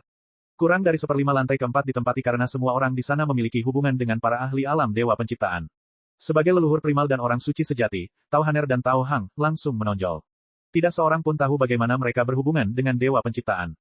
Huang Xiaolong adalah yang terburuk karena dia tampak seperti manusia biasa. Banyak orang menatap kelompok itu sambil menebak identitas ketiga pendatang baru itu. Mengabaikan mereka semua, Huang Xiaolong berbicara kepada para ahli di paviliun, kirim 3 Phoenix mandi. Dapatkan kami meja berisi hidangan khas kalian, dan bawakan kami sebotol anggur terbaik kalian masing-masing. Pakar dari paviliun itu ragu sejenak. Sebotol anggur terbaik kami akan menghabiskan 100 juta koin Dao. Harganya sangat mahal, dan bahkan tamu yang bisa menikmati meja di sini tidak akan memesannya. Oh, tidak masalah. Huang Xiaolong terkekeh. Pakar paviliun segera pergi untuk menyiapkan pesanan. Di salah satu meja di sudut, seorang wanita muda duduk dengan anggun dengan 2 wanita tua berdiri dengan hormat di belakangnya. Saat Huang Xiaolong muncul, wanita muda itu telah mengamatinya. Dia berbicara kepada 2 wanita tua di belakangnya, anak muda itu benar-benar menarik. Dia membawa serta budak-budaknya di alam leluhur primal dan alam Saint sejati untuk makan malam, dan dia bahkan memesankan mereka masing-masing seekor Phoenix mandi. Para ahli yang bisa mendapatkan meja di paviliun pemandian Phoenix pasti memiliki pelayan yang memahami unsur-unsur, dan mereka setidaknya adalah yang mulia Dao tingkat ke-9.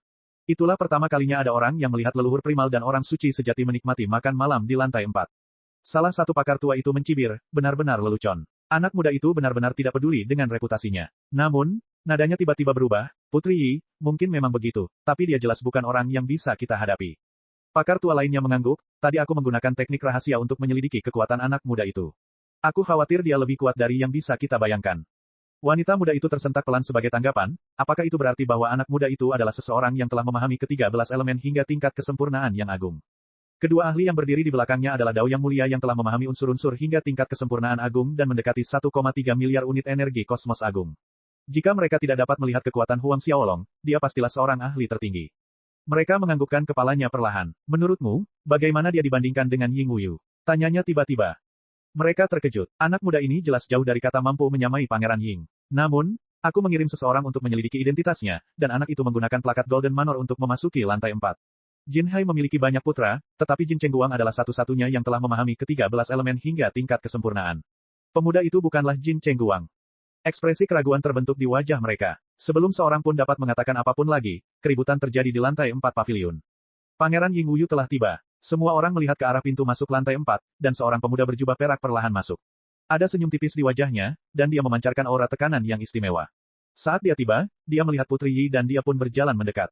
Cek cek cek cek cek cek cek cek. Rakan-rakan kultivator sekalian, sebelum retret, sila terus berkultivasi untuk jurus subscribe, like, share dan komentar agar sekte novel Sadim terus berkembang pesat.